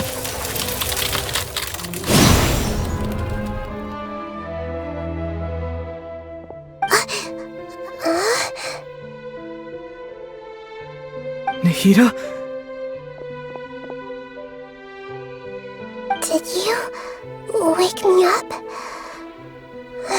Thank you. Why are you here? We're here to rescue you. Are you alright? I'm fine. It's just... when I think of everything that's happened to me, I feel really angry now.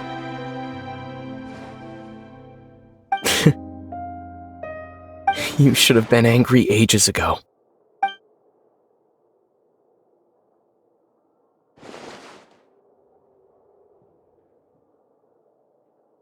Huh? Oh, you're back! How's everything? That's wonderful news! Great! We weren't locked up for nothing! When you went to wake up Nahida, Paimon was listening for any sounds outside. You were out for a long time. There are fewer and fewer scholars going about now.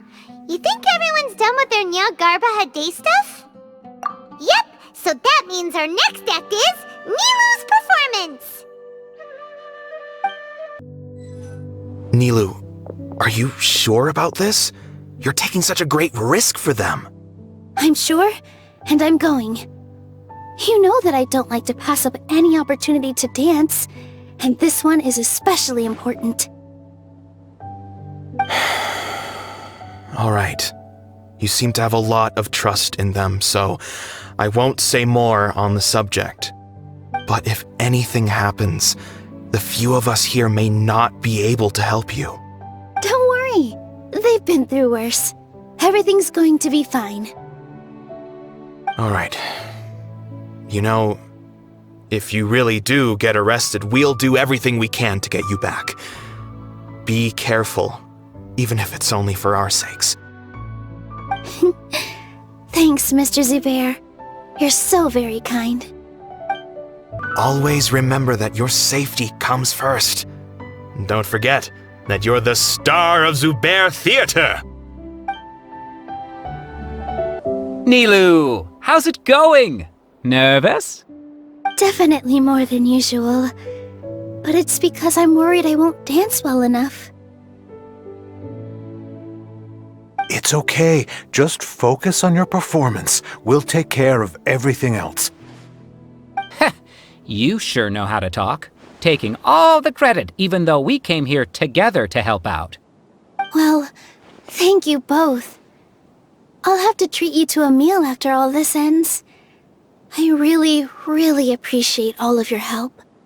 Ooh, that sounds great. Huh? How can we say no to that? All right, let's get back to business. Nilu, we'll be here to keep people from going to the academia so they don't interrupt your performance. I was planning on telling them something like, the academia's been conducting a weird experiment, and some of their test subjects escaped. It's really dangerous there, so stay away. Oh, you couldn't think of anything better? Oh well, I guess it does sound like something the academia would do. I think it sounds great. I'm counting on you guys. Don't worry, it'll be a piece of cake. You really like to play cool in front of Nilou. Hey, cut it out. This isn't the time to chat about stuff like that. Hey, Nilou! Sorry, it's great to see you, but I'm really busy right now. Our Bait People Away with Yalda Candies plan is working beautifully. Do you want some candy? We have more than we can give out. Vihar, thank you so much for doing all of this. And even dressed up as the Knight of Flowers, no less. I'll pass on the candy, though. I cut back on sweets in the period leading up to a performance, and I'm about to start one. You have a point. The stage is cleared and everything's ready, so you can start your performance at any time. Yeah, thanks to you. I'm really grateful. Alright, time to hit the stage. You're welcome. The honor's all mine, since I'll have such a great view of the show.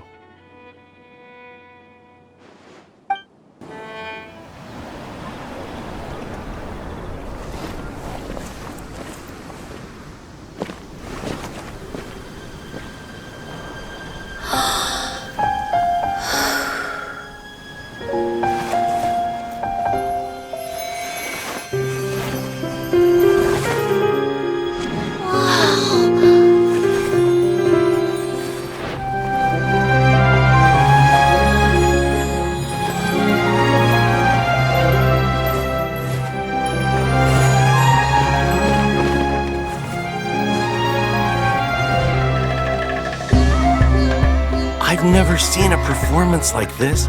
This is incredible. Yeah, but I heard that public performances like these have been banned. I can't believe she's doing this here.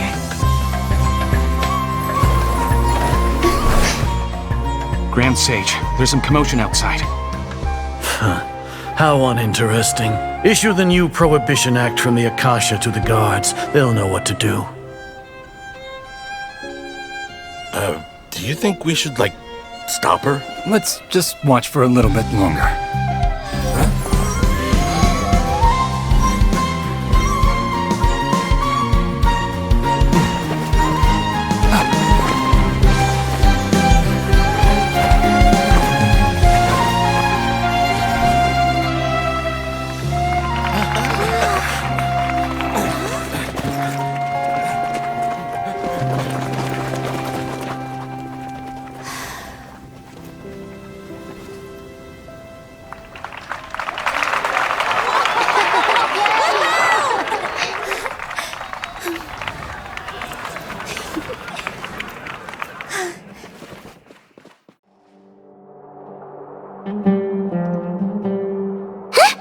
Did you hear that?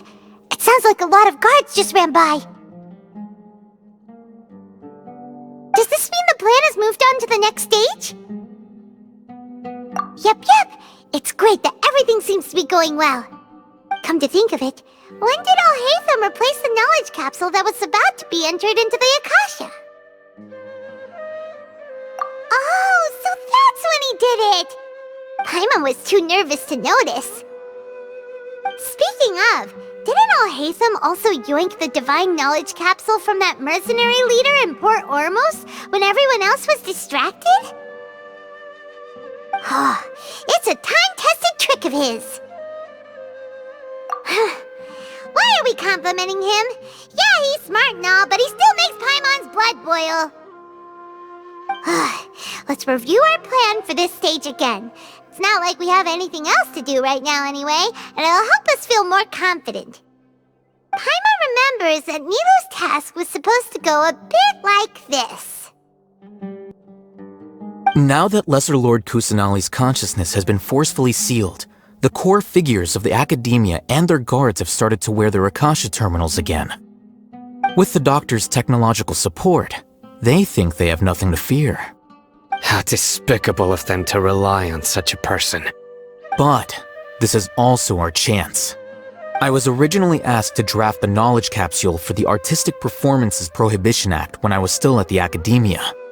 It should be on the Grand Sage's desk right now, and will be entered into the Akasha during the next Nyargarbaha Day. Are they really going to stop all artistic performances? That's horrible! I'll make an identical knowledge capsule, but this time, I'll smuggle some misleading information into it. We only need to find an opportunity to switch the capsules.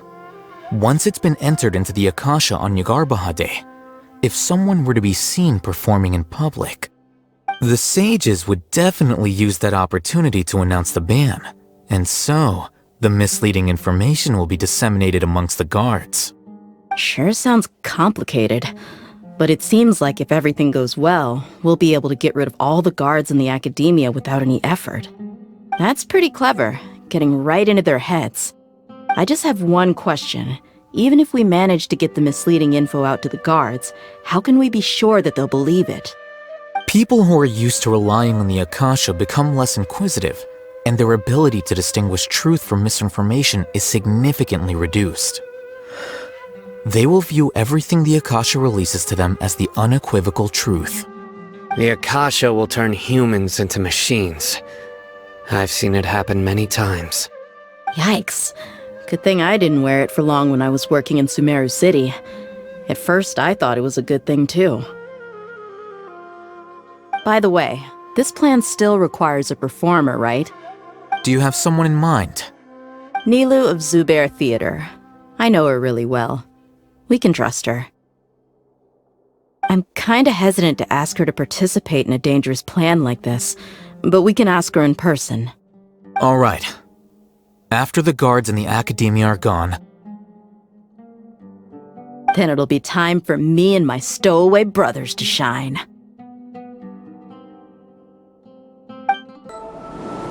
Here they come. Did you see that, Raman? They came out from the academia in droves. After laying low in the city for so long, this is the moment we've been waiting for. We couldn't do anything to them inside their coop, but outside the academia, this is our hunting ground. With a lioness like you, the prey sure won't be able to run far. We still need to eliminate the guards as soon as possible. If we give the sages enough time to realize what's happening, the plan's doomed. All they've done is to sit on their cushy salaries and twiddle their thumbs all day while we fought and struggled every day in the desert. The only advantage they might have is their numbers. Speaking of which, most of the guards who report directly to the Six Sages belong to the Corps of 30, but they have a completely different reputation. Following those blasted sages every whim, throwing away all the principles of being a mercenary. As someone in the same profession, I'm obligated to teach them a good lesson today.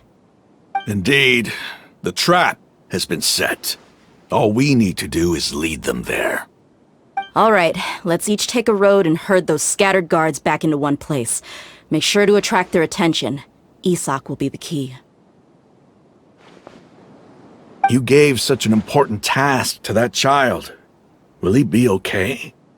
It'll be fine. Isak was so determined to help, so let's put our faith in him. Besides, even if he's caught, the guards would be too scared to do anything to him. They've never seen Lesser Lord Kusanali in person, after all. You've got a point. Anyway, I think I see them coming. Let's head out. Good luck.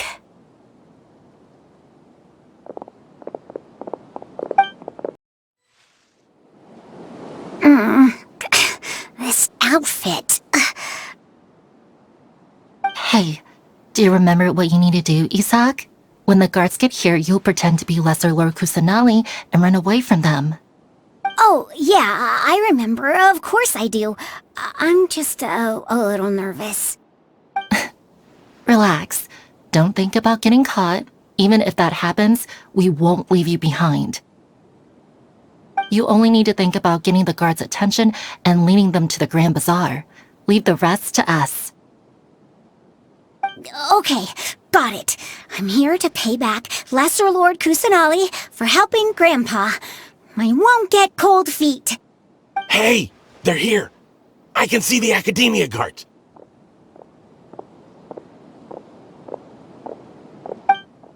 All right, it's time, Isak. Take a deep breath and go. You can do this.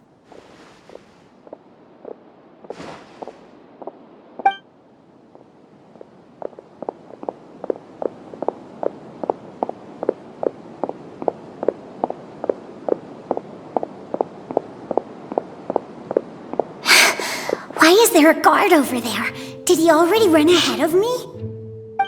This is different from our plan. But there's no time. I need to make a choice.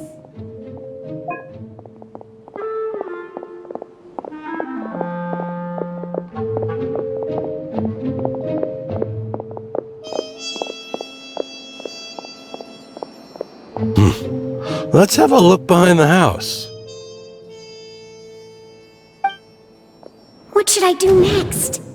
Huh. Looks like nothing's here. A wasted time. Luckily, he didn't check behind the tree. The guard looks alert. What should I do next?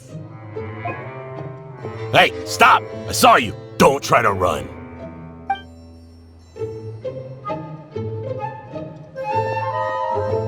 The guard looks alert. Doesn't seem like anything unusual's around here. Looks like the guard finally left. I need to go.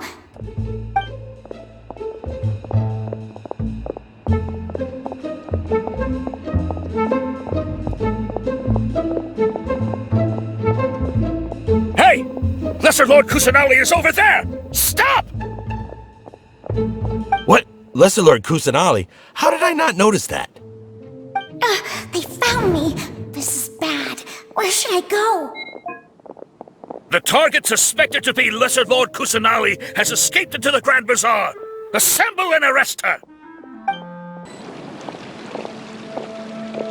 Where did she go? How did she disappear? Did we lose her? Hurry up and find her! Hey, why is your team here? Didn't we say to split up our search? Hurry! Hurry! This place is... Why are you all here? Yeah, isn't it one heck of a coincidence? Everybody's here. What on earth is going on? I suppose that's all of you? Who are you? Did you set us up? What are you planning? Phew, that was rough. I almost got caught. Little brat! So you're not actually Lesser Lord Kusanali. Who exactly are you all? Eremites from the desert? Just some colleagues. Think of this as a business competition, or a personal grudge. After stepping into our traps, stop thinking of yourselves as hunters.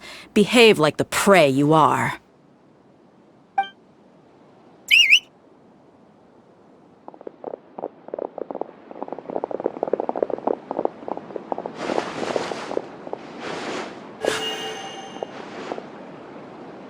An ambush? How's that possible? This is Sumeru City, but mercenaries from the desert somehow ambushed us! You've spent all your time hiding away in the academia. This place has long since become our hunting ground. Brace yourselves!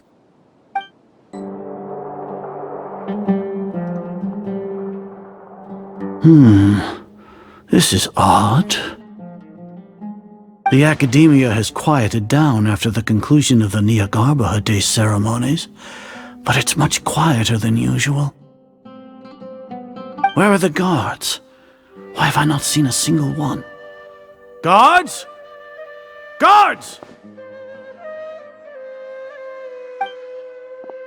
Grand Sage, how may I be of assistance? I called for the guards. Why did you come? My apologies, Grand Sage. Right now, all Academia guards have entered the city to perform the ordered arrest. I thought you knew. Arrest? Who is there to arrest? I have an ominous feeling.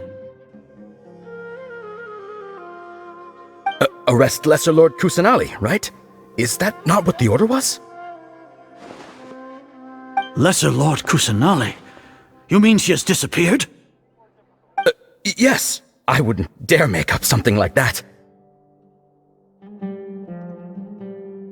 Right now, everyone is in a panic, and many are saying that Lesser Lord Kusanali will take revenge on us. What happened?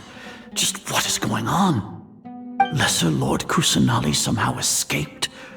Was it Al-Hайтам and his party that freed her? That's impossible.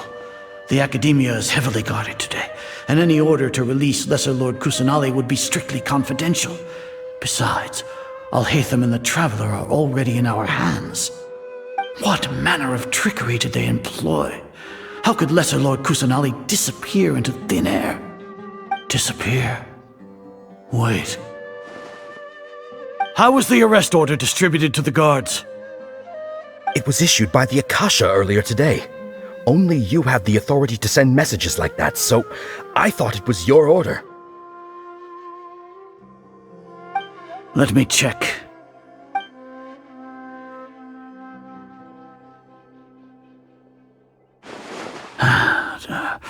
Here. Lesser Lord Kusanali has escaped from the sanctuary of Surasthana. Go to the city and arrest the escapee immediately. The Akasha indeed contains this information, and it clearly appeared in my mind. How did they bypass my permissions to issue this kind of message? Was it the report about the Traveler that Al-Hайтам submitted? No. I specifically checked that knowledge capsule before entering it into the Akasha. Could that have been a red herring? Well, even if I figure it out now, it won't make any difference. The important thing now is to confirm Lesser Lord Kusanali's status. Have you been to the sanctuary of Surasthana to confirm that Lesser Lord Kusanali has indeed escaped? Confirm? No, I haven't. It may be a bit offensive to say this, but Grand Sage, what you're saying doesn't make any sense. How can the information in the Akasha be inaccurate? What the Akasha decrees is fact. That is common knowledge to all of us. If we have to confirm the information and knowledge from the Akasha ourselves, then how is that any different from us learning that information ourselves? Wouldn't Greater Lord Rukkhadevata's legacy lose its meaning that way?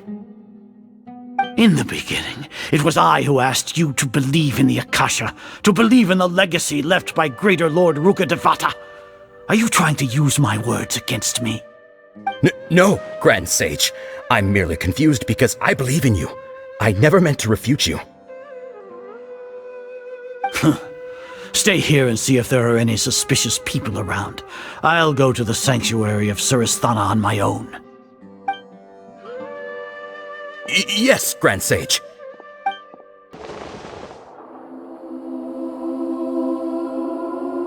Lesser Lord Kusanali has escaped from the sanctuary of Surasthana. Go to the city and arrest the escapee immediately.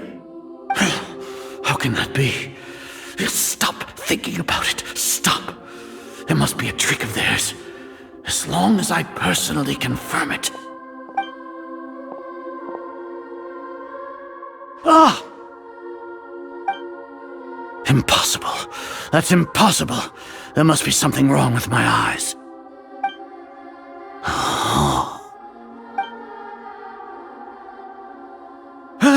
She really appeared again? What is the meaning of this? What a comical sight, Azar. Once the Akasha has put certain thoughts into your head, even the Grand Sage can no longer see what's right in front of him. You all can only see the world in your mind, the one you think you know. And precisely because of this, you disregarded Lesser Lord Kusanali's existence. She has been a wise and worthy Archon. Sino, have you been waiting for a chance like this? The Akasha predicted that you would return to the Academia to confront me, but I didn't expect it to turn out like this. I was careless. No, you were blinded. Your faults stem from your reliance on the Akasha. You're still the same as always. I truly did not expect a proud person like you to cooperate with Al-Hайтам and the Traveler. People change, Azar. Admit it. The Akasha can't predict my actions anymore. Then tell me, what have you found during your investigation? You want to buy time? This is the sanctuary of Surasthana. Under your own regulations, even Academia staff are forbidden to come here. No one will come to save you. As for the investigation, I've at least confirmed that you are guilty of insurgency against the Archon. A serious crime. So what? Did you do all of this so I would plead guilty in front of you, General Mahamatra? No. I want you to plead guilty in front of the Archon herself. You once said that I had no standing to judge you. So now, how about judgment in the name of a god?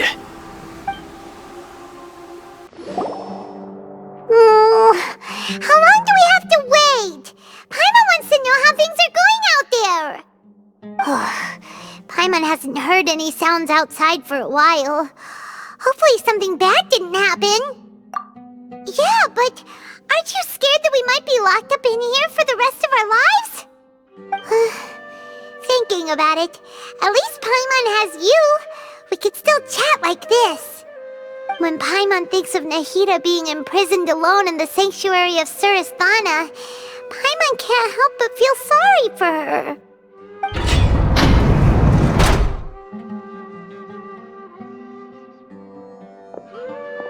Here comes your savior.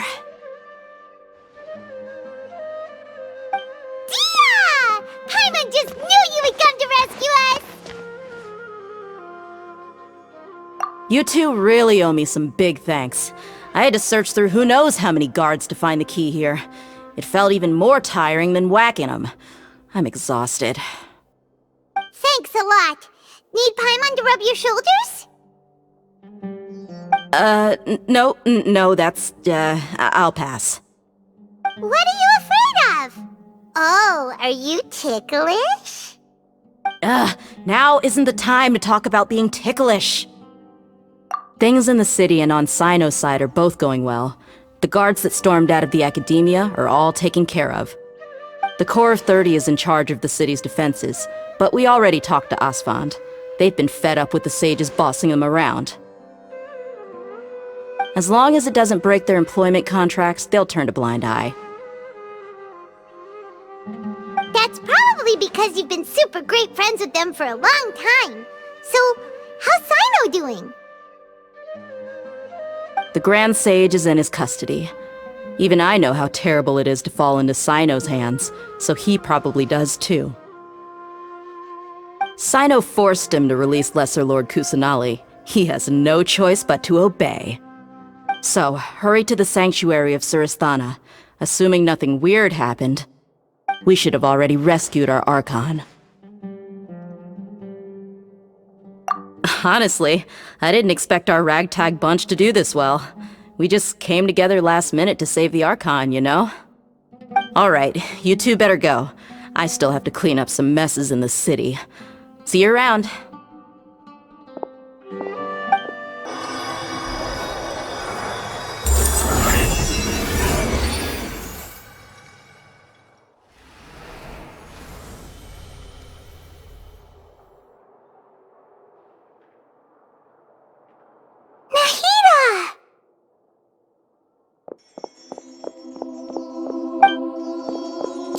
They say it's nice to meet you. This is the first time we've met in real life. Before, we've only met in dreams, consciousness, or when I was in someone else's body. Thank you so much for coming to rescue me, but I also need to apologize. During this time, I did some self-reflection. My sense of inferiority and yielding to the Academia led to all of this, and created so much trouble for you all. Exactly! We're here because you're a good Archon and one of our friends! Thanks, you too. Amazing. So this is how it feels to walk out of that cage with my own body. It's like I just had an endlessly long dream. I can't even tell if I just woke up or was only now born into this world. My concept of self has become so clear. But now doesn't seem to be the time to indulge in this feeling. This is really embarrassing.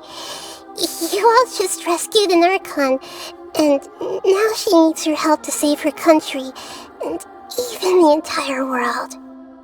It's okay. With you here, Paimon's sure that everything will work out. There's one more thing. What is it? For all the things the Academia did to me, and for all the folly it committed in the name of wisdom, as their Archon, I will make them pay. Ah! Wow!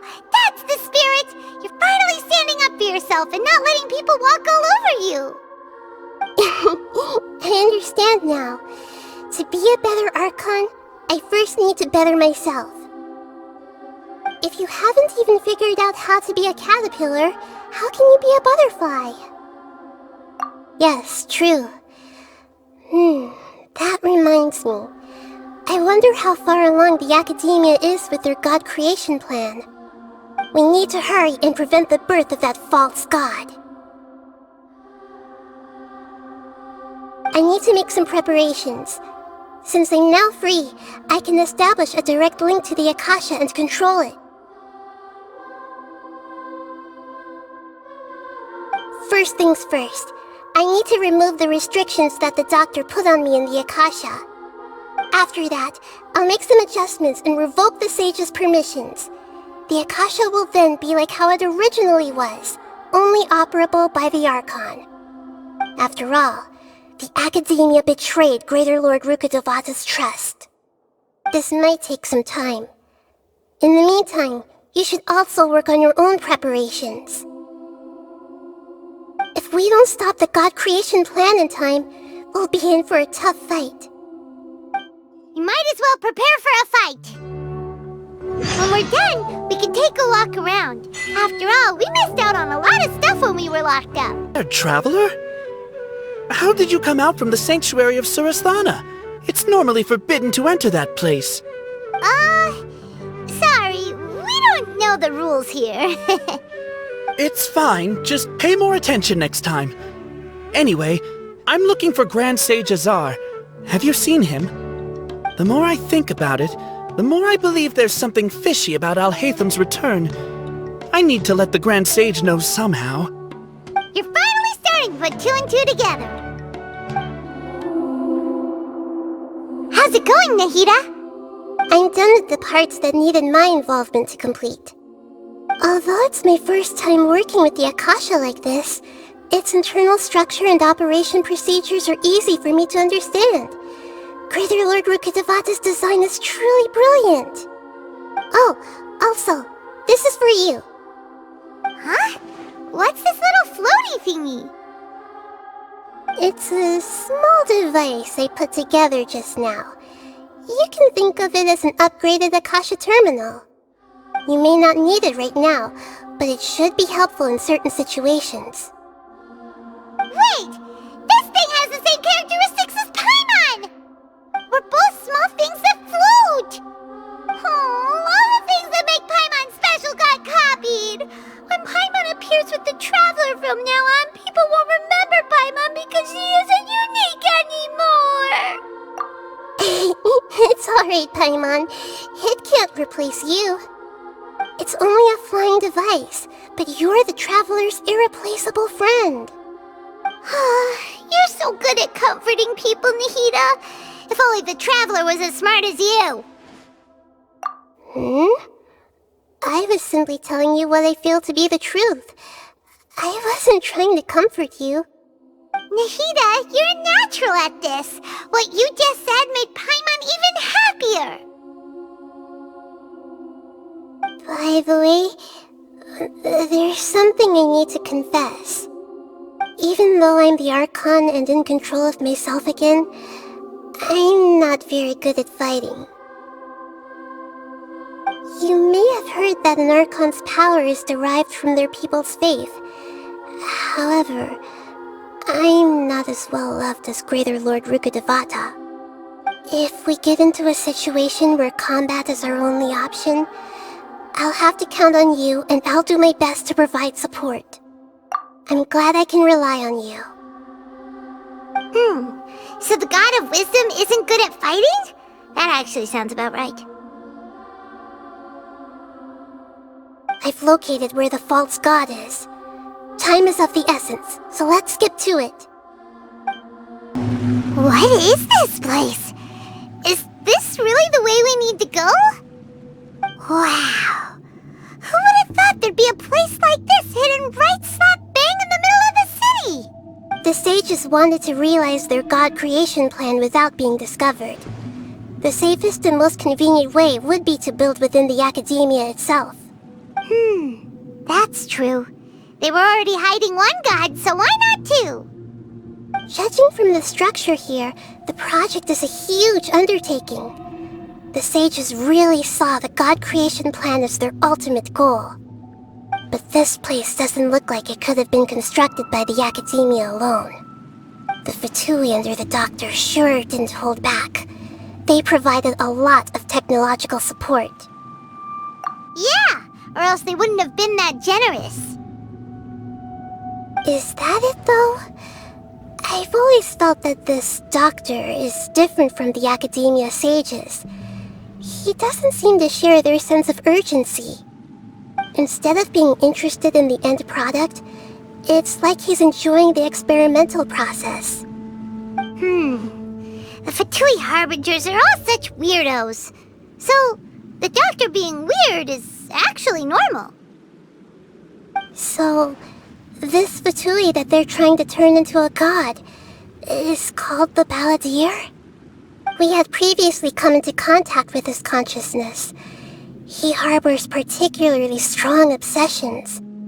One is the desire for a gnosis, since he was created to be the vessel for one.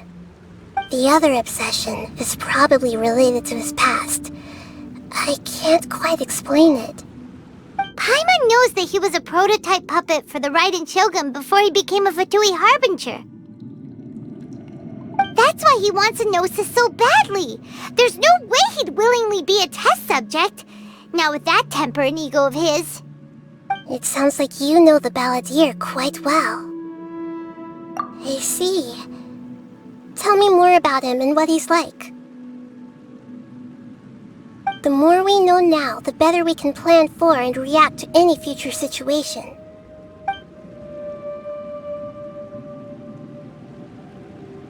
I see. How fascinating. Alright, time to go. Let's get through here and meet him in person.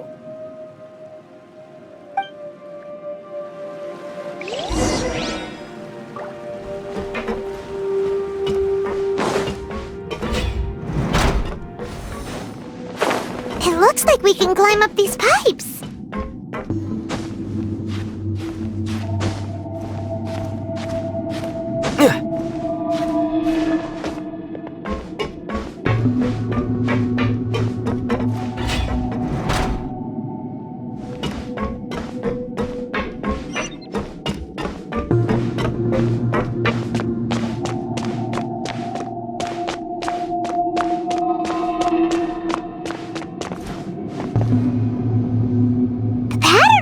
Seems all messed up.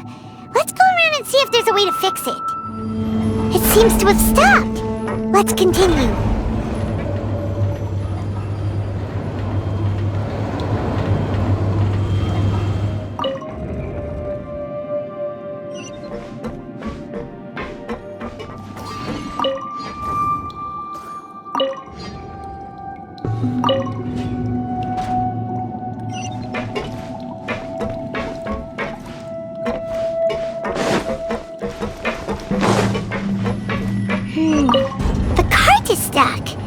Maybe there's something wrong with the tracks. Let's try adjusting the direction of the device to clear the tracks.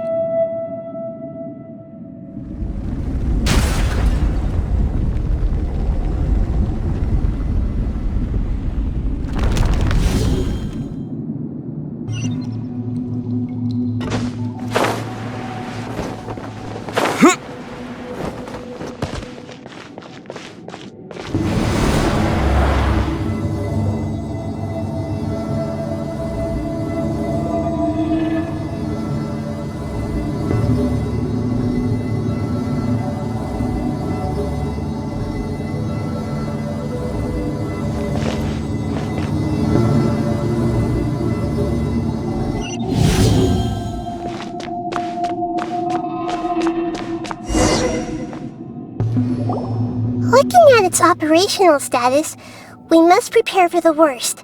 The god they wanted to create is likely close to completion or already completed. Oh no! What should we do? Paimon can't imagine how hard it would be to fight against a Fatui Harbinger with a Gnosis! Are you nervous, Paimon? If you really want to know...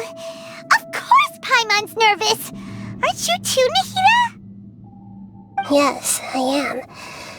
This is probably the first time I faced with a calamity of this degree since my birth. I feel not just nervous, but curious as well. Curious? Curious about what? Curious about our fate. To me, everything we perceive in this world, everything we learn, and everything that happens to us is considered knowledge. And if it's a form of knowledge, then it can be understood. However, only fate is about that which has yet to occur, so it has always drawn my curiosity. So to me, fate is the ultimate knowledge. That's also why I love observing humans and all the things that happen to them. It all brings me great satisfaction. And now, at long last, I'm not just an observer anymore. I will personally experience my own fate with you by my side. Isn't this such a wonderfully exciting thing? Ah, so that's what you mean. Paimon thinks she understands what you're feeling. Agreed. Okay, let's continue on. I can sense his aura from here.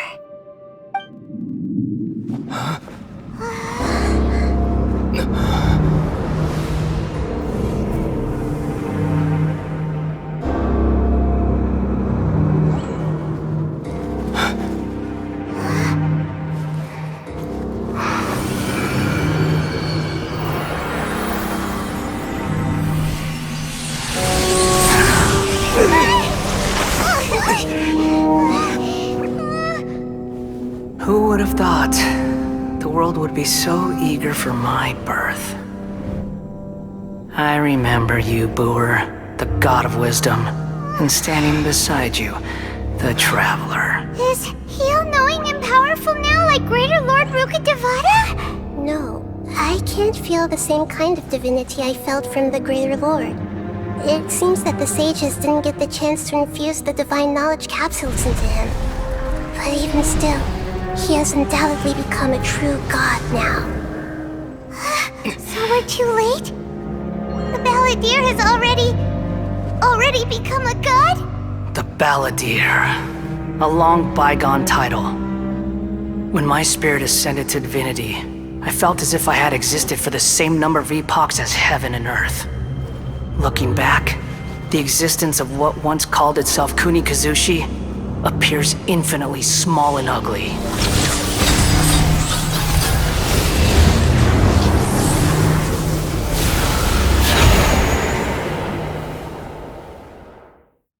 This imposing aura! It really feels like the gods! A body that capitalizes on the Balladeer's original construction as a mechanical puppet, with the Gnosis serving as a constant power supply. How much effort and resources did the sages put into this? From a purely technological perspective, it's a commendable achievement indeed. It's no exaggeration to say, this is the culmination of human wisdom. You sure are something! Dishing out compliments at a time like this? But I don't think he's reached the spiritual height of a god. Strife is engraved upon every god and every gnosis brought forth into this world. Can you feel it? The exhilaration of such power, and the thrill of anticipation for our contention. Nahida wouldn't feel the same things as you! Do you not realize that you are interrupting a conversation between gods? Lowly creature, know your place! The strife engraved upon a gnosis. You're talking about the Archon War. Tevat's current peace was not easily won. I didn't personally participate in the Archon War, but the way I see it, all those losses were meaningless, driven by the demands of the laws. There's no point in bringing it up again. Is that so? Yet I am deeply disappointed that I was never allowed the fortuity to personally participate in the Archon War. This is a first. Encountering a god in this world who does not crave power.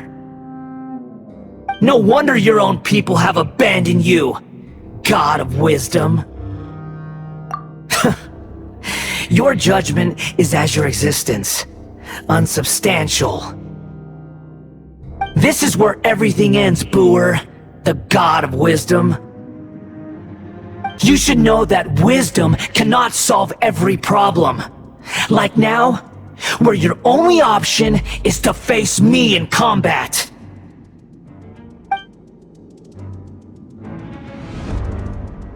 Come! Let us reenact a scene of the Archon War. Come and inaugurate my birth as a god.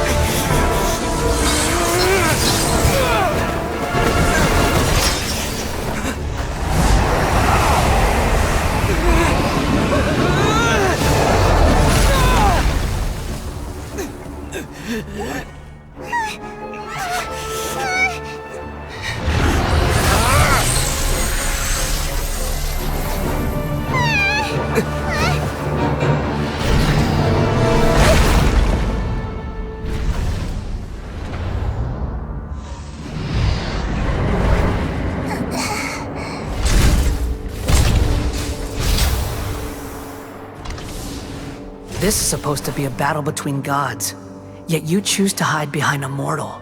And now, you're acting like you'd sacrifice yourself for a human. Are you having fun proving a false sense of heroism to yourself, Booer?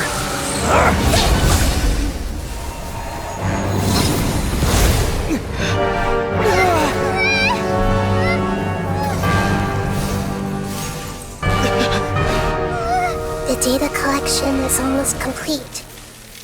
Do you even know how many times you've tried to take my gnosis from me?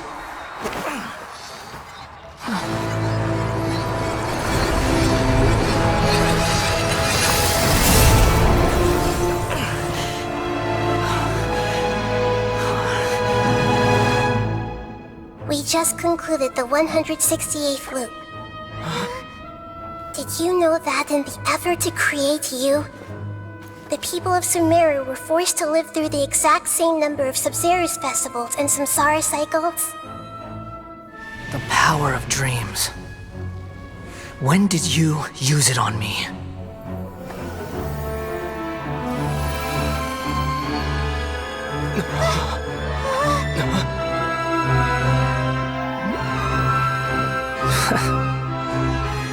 You can't even defeat me in a dream. What do you hope to achieve with this little trick? Come, Traveler. Just like before. Allow me to awaken the memories in your dreams. All that battle experience! It's more than that. Compile everyone's wisdom in the name of the Archon. That is the original function of the Akasha. I've sent everything that happened just now to the people of Sumeru in the form of knowledge. I've asked them to help you find a way to defeat the false god.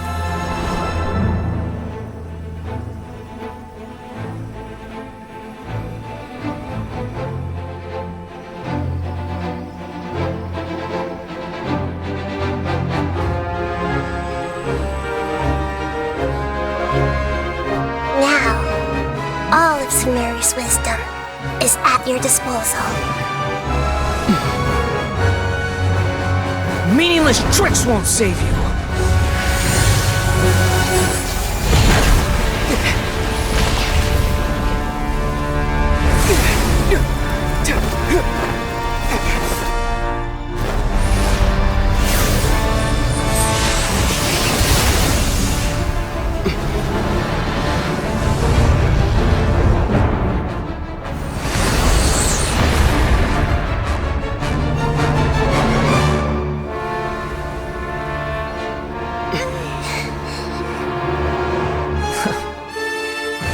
Are you done with your tricks?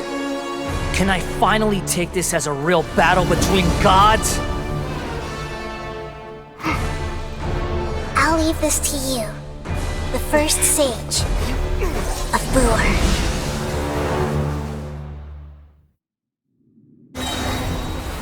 1,000 eons, mine to dominate!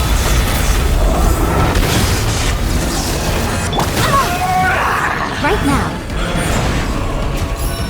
Ha!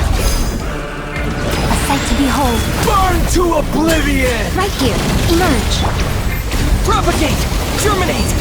Plummet the forest! I hear everything! Kneel!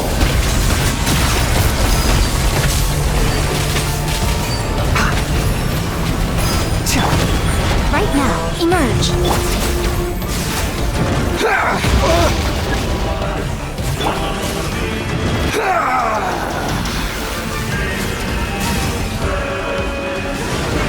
Tremble!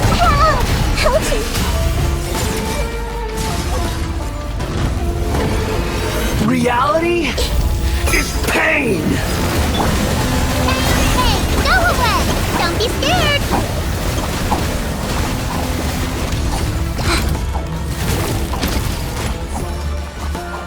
Good riddance, cruel world.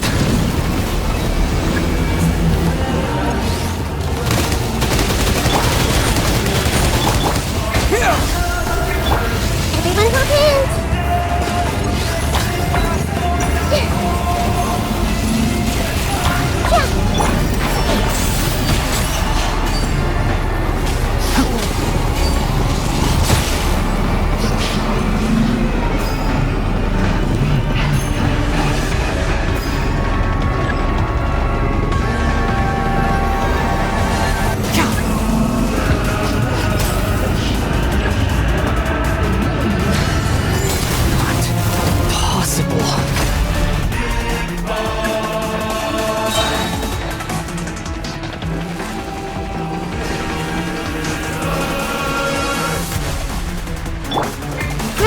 Grow! Make yourselves at home! Show them. Nothing lasts forever. Go get it, you! Can't see? Let's nip that in the bud.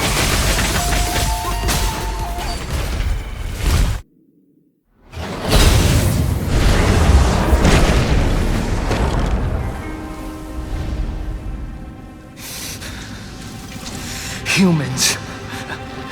Filthy humans.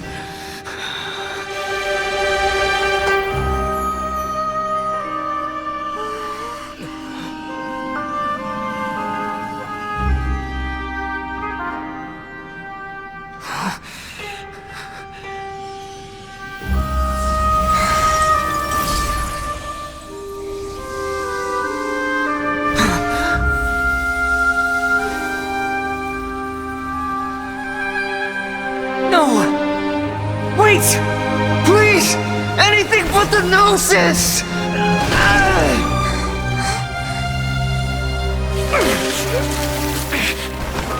That's mine! Don't even try! I'll never go back!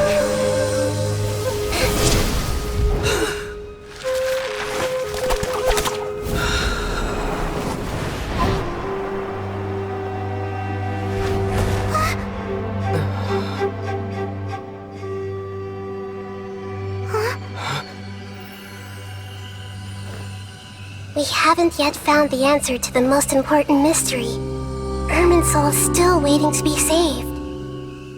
With the power of another gnosis, We may now finally understand the last memory of Greater Lord Rukkhadevata.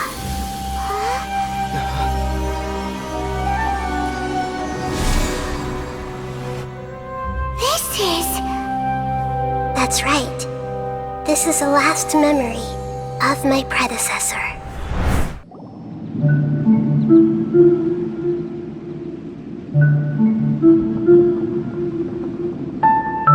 Huh. This sure seems very different from what Paimon imagined. Shouldn't Irminsul be in this realm of consciousness? Yes, that is our destination. But I didn't expect the remaining consciousness of Greater Lord Rukkhadevata to be as polluted as this. Forbidden knowledge? It seems you know about a concept that even I don't completely understand. Could you tell me what you know?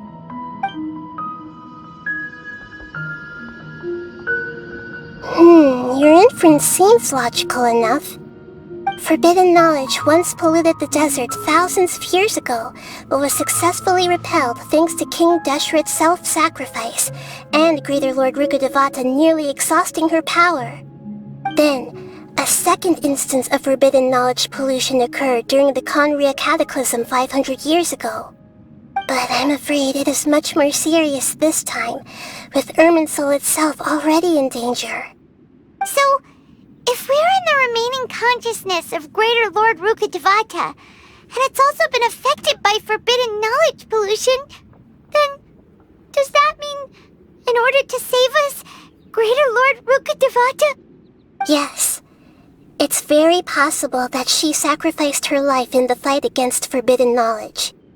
She didn't completely eradicate forbidden knowledge, but if it weren't for her actions, the pollution would have been far more rampant over these past 500 years. The way that everyone, including me, has forgotten everything about forbidden knowledge may very well be due to her restoration of Irminsul. Aww. Do you feel sad, Nahida?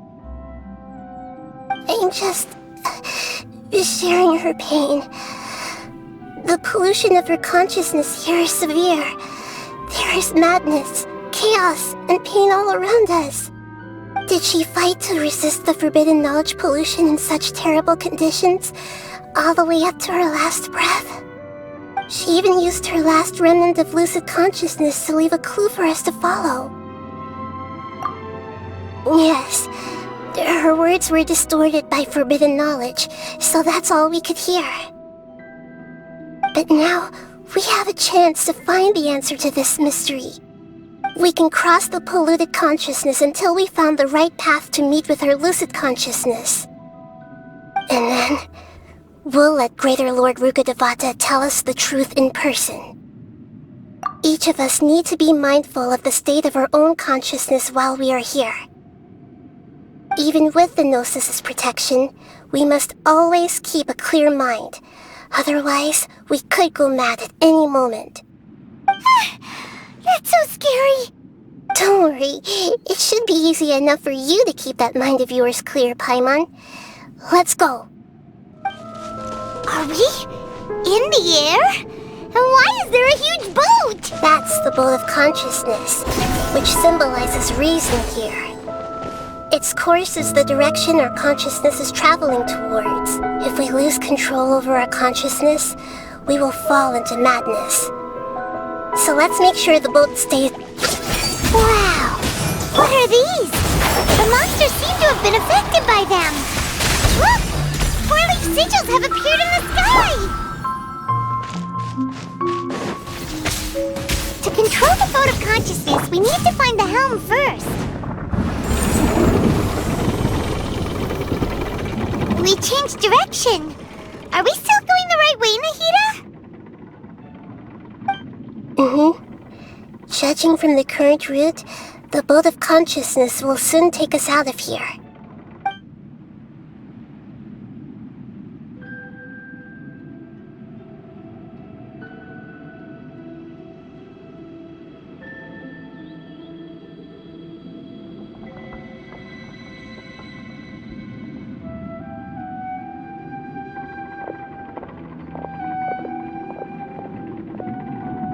be arriving at our destination soon.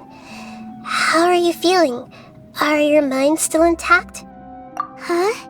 But everything's been completely normal for Paimon. Hopefully there won't be any more interruptions. This time, we should be able to meet Greater Lord Rukkhadevata. Are you saying you've never met Greater Lord Rukkhadevata before? No. It seems that my birth and her death took place at the same time. Otherwise, I think she would have given me a little more guidance, and I could have done a better job. Hey, you've done a great job, Nahida. Let's get out of this creepy place and go meet her.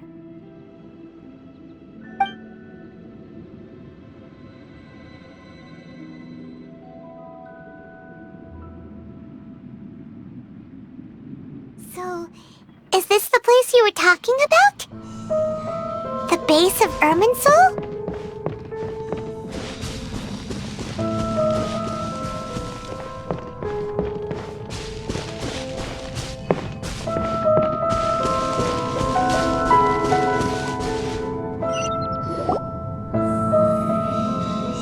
Well, this is the place.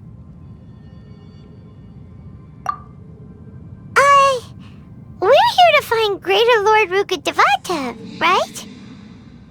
But the one standing over there is... Is that... me? She looks exactly like me. Are you Greater Lord Rukkhadevata? Yes, that's me. Are you surprised by my appearance? Irminsul and the surrounding lands have been reproduced here as they were years ago. But this is just a realm of consciousness. We are manifestations of the same nature, hence why we would appear exactly the same. We're of the same nature?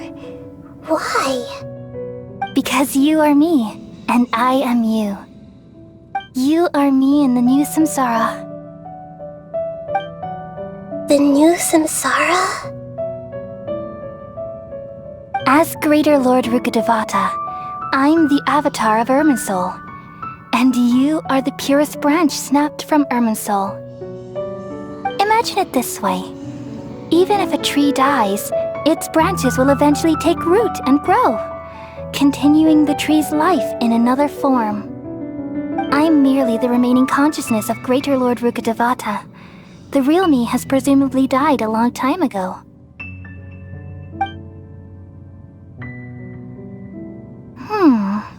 Judging from your appearance, I've probably been dead for 500 years. But you're finally here.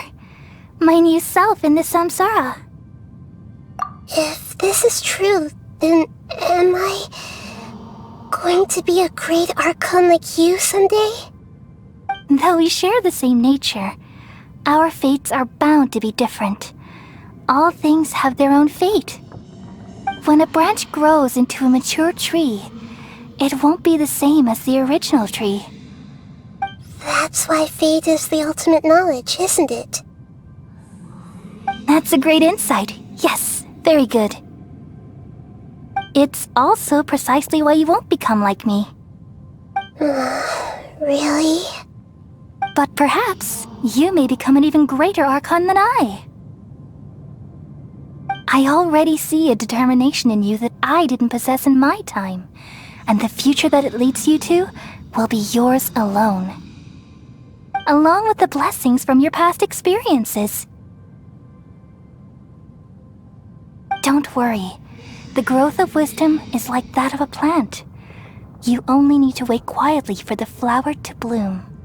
Come to think of it, the sages never had the faintest inkling of the meaning of wisdom. Thank you. Nothing makes me happier than discovering that the archon I always admired was in fact myself in another fate. It's so nice to speak with you, Greater Lord Rukkhadevata. I've always wanted to meet you. The feeling is mutual. From the moment I snapped the branch off Irminsul and created you, I've also looked forward to talking with you. Could you tell me why you wanted to create me? And what exactly happened when you died? Ah, I see. You're here seeking answers, right? Everything that day, even the sky itself, changed into a color like this. At that time, the 7 were all summoned to the nation of Conria. Except for me. I had a more important task to attend to. I had to protect Irminsul. The disaster occurred together with the pollution of forbidden knowledge. At that very moment, with my consciousness connected to Irminsul, I sensed something was wrong. The pain started to torment my mind. By the time I reached Irminsul, it was already displaying signs of corruption. Had I not repelled the pollution of forbidden knowledge with King Deshret thousands of years ago, I might have felt even more hopeless and lost. So what exactly is forbidden knowledge?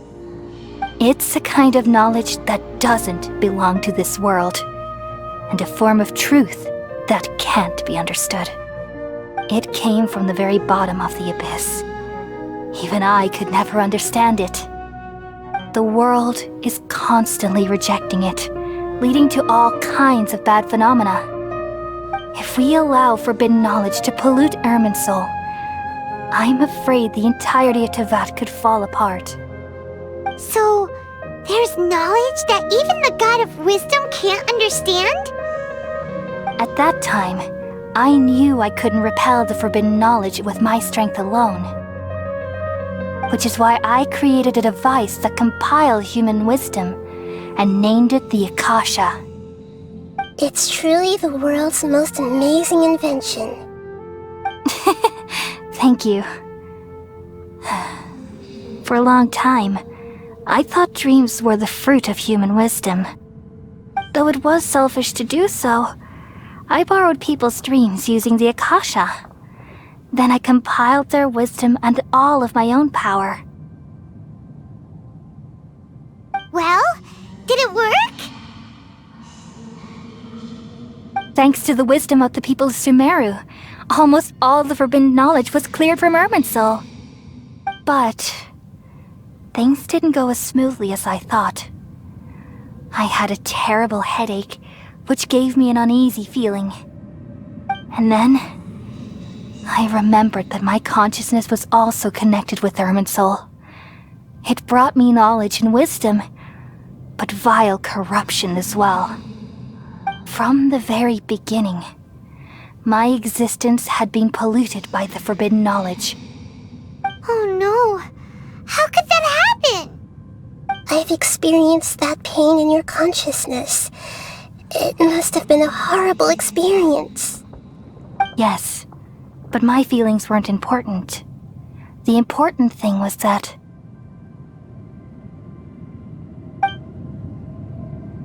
even if I died, my existence and everything related to me would continue to exist in Irminsul as memories and knowledge, meaning that the forbidden knowledge couldn't ever be permanently eradicated.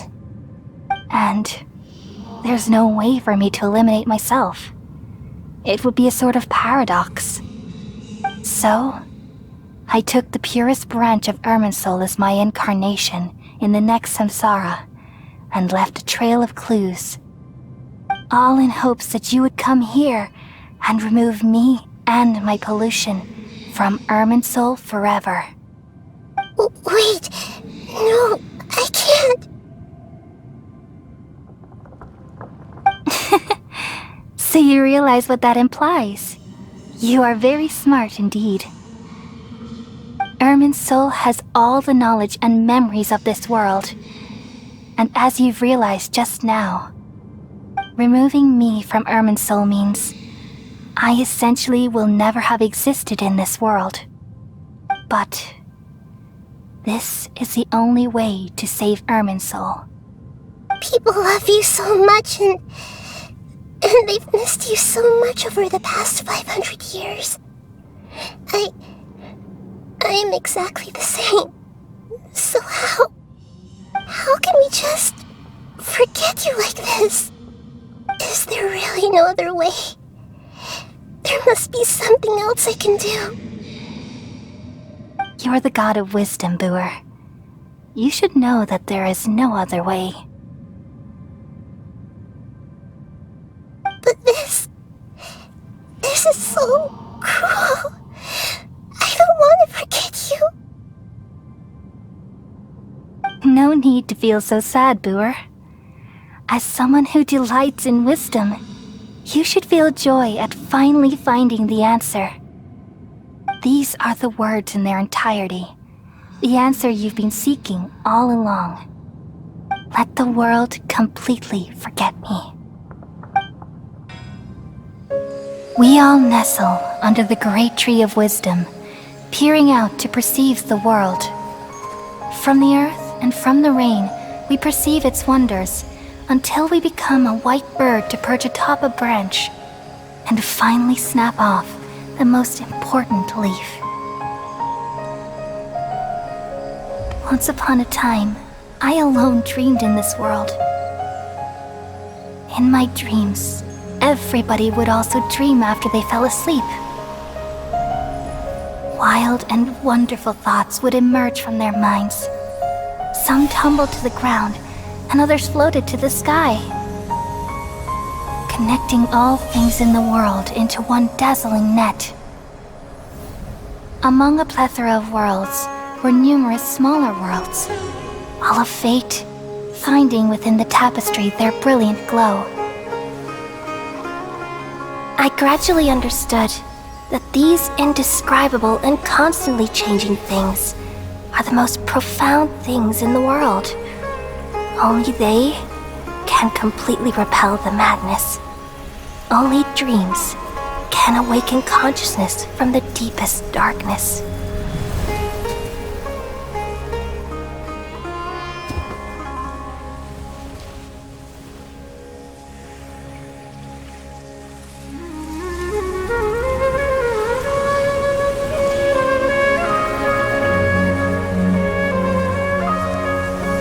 I'm the one who posed this question, yet also the one who sought a solution. Saving the world with the dreams of the people used to be my answer. And now, you've also found your own answer, and I shall return all the dreams to the people.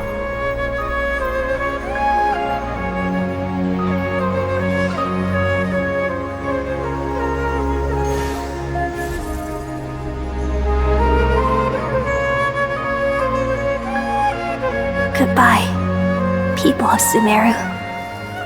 May you be blessed tonight with the sweetest of dreams.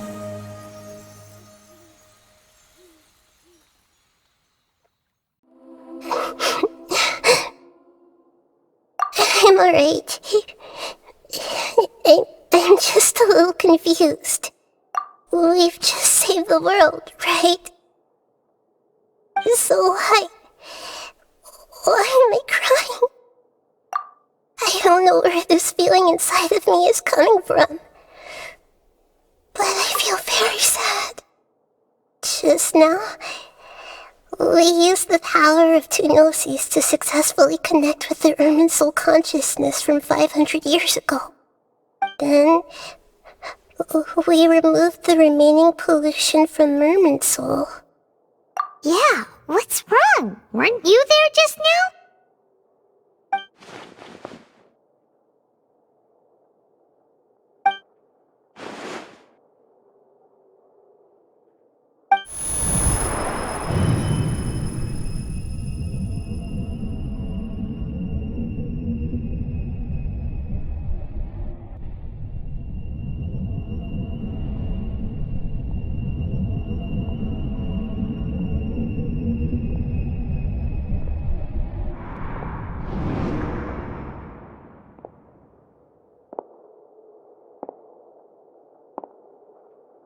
Huh? That sound! Traveler! Paimon! I've been waiting here far too long. But finally I have the chance to be alone with you. All the precious time I wasted has finally paid off. The doctor! What have you done? Just a type of sound wave that can quickly put defenseless people into a dream. As I expected, it doesn't have any effect on gods. This is the only thing of interest I found among the sage's research. I thought I'd take it for a little spin. Don't worry. I know you would never forgive me if I actually killed them. I'm here to negotiate with you. Naturally, I won't do anything dangerous that could potentially damage our relationship. Negotiate with me? I heard you had already left Sumeru. Why are you here again now? I left Sumeru, but I also stayed in Sumeru. Even the God of Wisdom is restricted by the habits of cognition. How disappointing. You mean there are many different versions of you in this world? An astute guess. Even the same individual will have different cognitions at different ages. A long time ago, I made a major decision in hopes of preserving all my perspectives of how I observed the world. Observation is the first step of any experiment, but observing the current world doesn't satisfy me. It lacks an important dimension, that of time. So I saved segments of all my ages and made them into independent individuals. That's all there is to it. Indulge me. How does the God of Wisdom find my method of seeking knowledge? It's an insult to the very concept of life. Life inherently has many rules and restrictions, each with its own significance and reason to exist. They can't be broken on a whim. Good. Amazing, even. Indeed, it's difficult for humans to make peace with themselves, not to mention oneself from a different period. Since you were in the academia, why wait until now to show up? You could very well have stopped us and helped that fake god. Simple. Let me ask you this. Would any staff member ever help the subject in the middle of an experiment? It was my experiment. So why should I interfere with the results? The academia saw the plan to create a god as their ultimate goal, yet you only saw it as an ordinary experiment. You really are crazy. If the experiment succeeded, you would have had a new god on your hands. How would you have faced your own god then? Would you still take the same stance? Would you still hold the same view of yourself? I'm first and foremost a scholar. These results should be left to the judgment of the hypothetical me confronted with that outcome. But you're right. And that's exactly why I'm disappointed with the conclusion of this experiment. As an individual, you don't have any sense of belonging. You seem to have even fewer convictions than a typical scholar. Oh no, I certainly have my own convictions. They just don't fit your standards, that's all. All right, that's enough conversation for today. The experiment is over, and it's time to tidy up the equipment and reclaim any useful materials. For example, the Gnosis. Lesser Lord Kusanali, you're an intelligent Archon. I'm sure you understand the disparity in our combat abilities at this time. Besides, you have no way to use that Electro-Gnosis in battle. Didn't you say you were here to negotiate with me? Somehow, it's starting to seem like you intend to take it by force now. I'm merely stating a fact. After all, I'm also a scholar. Naturally, I hope to show proper respect and dignity to the God of Wisdom. Your hypocrisy is built on absolute confidence. I understand your scheme, but... what if I were to destroy the Gnosis now and awaken the heavenly principles? Awaken. The heavenly principles? Do you think that's really possible? The heavenly principles have been silent for many years, but the Gnosis are symbols of their control over Tevat and all the laws. Will the destruction of a Gnosis attract the attention of the heavenly principles? And if so, how do the Fatui plan to deal with the consequences? Do you dare to gamble such a possibility with me? Gamble? How surprising. I thought you would show evidence or use rigorous reasoning to prove your point. The word gamble is the last thing I expected to hear from the god of wisdom. But this is a clever move. You must have seen through me when I first captured your consciousness. As a scholar, I respect all possibilities. This has always been my principle and is an essential trait as an experimenter. Indeed, I can't ignore this possibility. So tell me then, what are your conditions? This foreign Gnosis will only lead to disaster if it stays in Sumeru. But this Electro-Gnosis is the prize I obtained after defeating one of your fellow Harbingers. Now, as the one who initiated this cascade of events, shouldn't you pay the corresponding price? Price? Interesting. What price would you have me pay? How about erasing all your other segments?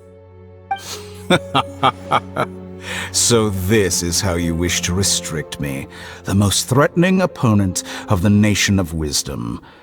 What you request of me is like plucking out the eyes I have placed in the dimension of time. Segments are extraordinarily difficult to make. They require extremely rare resources and enormous amounts of time and effort, requiring me to destroy them all here and now. Bravo. A suitably wise decision on your part. Yes, how very interesting. Can I assume that you have long been wary of me? Among all the versions of me, this segment you see now is the most selfish. If it weren't me, your idea wouldn't have worked. What did you see when you were imprisoned? You were observing me, and that's how you know I've long grown tired of their doubts and endless arguments. Like you said, it's difficult to make peace with yourself. Being as smart as you are, have you managed to do that? I see. If you think all those versions of me are worth a gnosis, then deal. You sure didn't hesitate much. Is the relationship between all the versions of you really that bad? I don't think there's any need to dwell on that. The surplus versions of me can be exchanged for a gnosis. Do you think anyone can offer themselves at a higher price? Besides, with my abilities, it's only a matter of time until I find better perspectives. Perhaps it's best to say, you're just temporarily ahead. But what I'd like to know is, how can you be sure that I've really erased them? I can see your remaining honesty.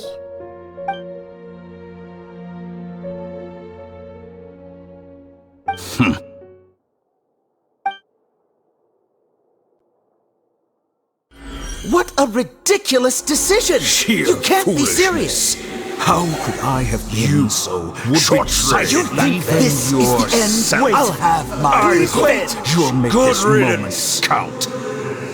You will regret this! Well, have you confirmed that it's complete? Here, take it. The future of Sumeru City will be in my hands alone. I will shut down the Akasha and let curiosity and the thirst for knowledge drive the realm of academics once again. There won't be any further gaps for you to exploit. It truly pains me that my academic achievements have never been appreciated in my homeland. Of course, I have no interest in being rejected by this city for a third time. Another chess piece. And where is your dendronosis? Don't be greedy, Harbinger of Snezhnaya. No, this is a different transaction. If you intend to turn off the Akasha anyway, then there's no further use for the Gnosis of Sumeru, is there? Besides, isn't it the Archon's duty to deliver what's desired of the Seeker? Oh, judging from your expression, you don't seem to find the idea very agreeable. Then let's think of it this way. Since you're the god of wisdom, how about I exchange some knowledge with you? People exchanging knowledge with the god of wisdom is the stuff of legends. Yet here you wish to exchange knowledge for the god of wisdom's property. Arrogant as that is, it has piqued my interest. Let me ask you, have you in all your mighty knowledge ever heard the rumor that the skies of Tevat are fake? Huh? That's the secret hidden by Irminsul concerning the truth of this world.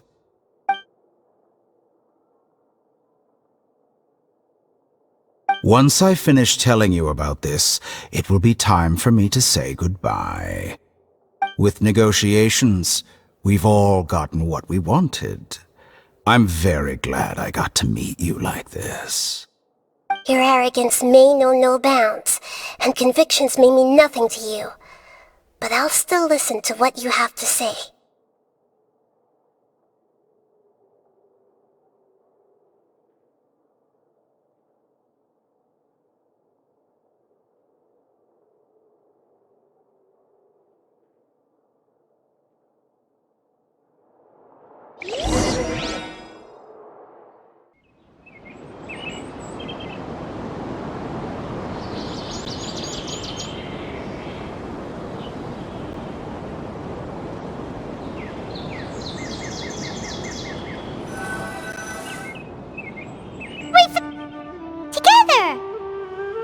Okay. Wake him up.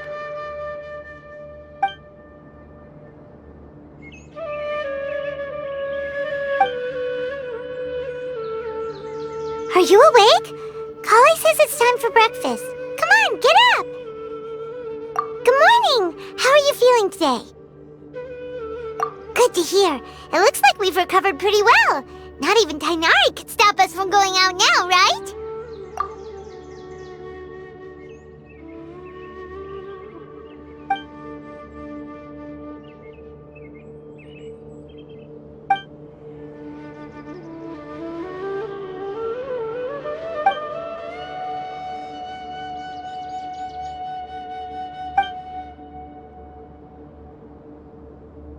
Traveler, let's go! Good morning! Looks like you're awake. Yep.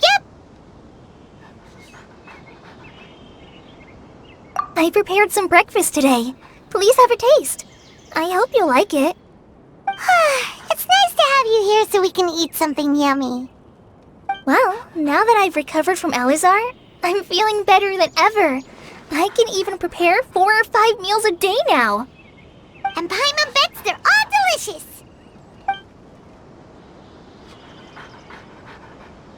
Oh, by the way, someone brought a letter for you after you went to sleep last night. Nope, Paimon wanted to read the letter with you after you woke up, so Paimon didn't open it. Alright, let's read it now. Oh, it's from Nilu! Ahem. We're going to hold a feast at the Grand Bazaar and celebrate Cyano's reinstatement as the General Mahamatra. As heroes of Sumeru, please be sure to attend. I'll wait for you. The date of the banquet is written on the back. It's in 2 days. Oh, I've also heard that you've become heroes here as well. That's amazing. Sometimes I'm really envious of strong and confident people like you. Oh, you're embarrassing me. Anyway, let's go to the Grand Bazaar to have a look. Oh, sure to inform Master Tainari. Everything has been getting better lately, and my mood has been improving as well. You can come find me anytime if you need anything. You're welcome. I was just doing my duty. Tainari!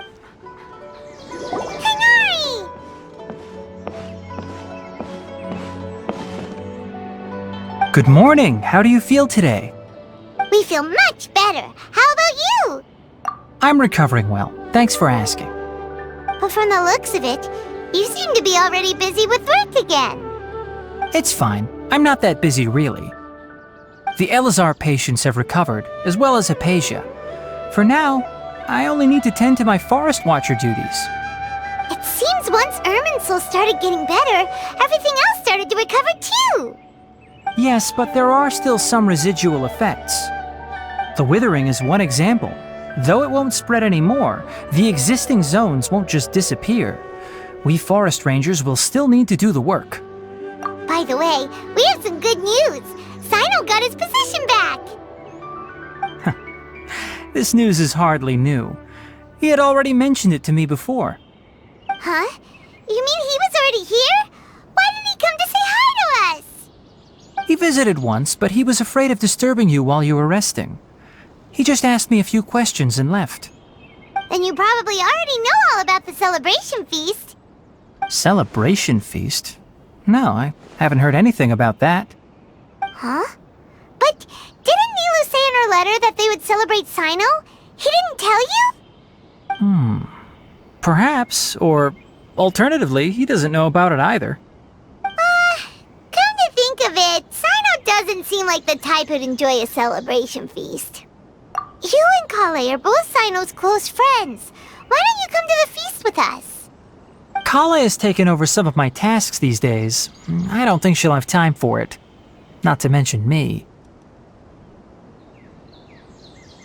You see, some VIPs have come to the forest recently. Huh? VIPs? Well, technically speaking, they are former VIPs. The sages involved in recent incidents have begun their training in the Avidya forest, and the people they had previously imprisoned have all been released. Huh?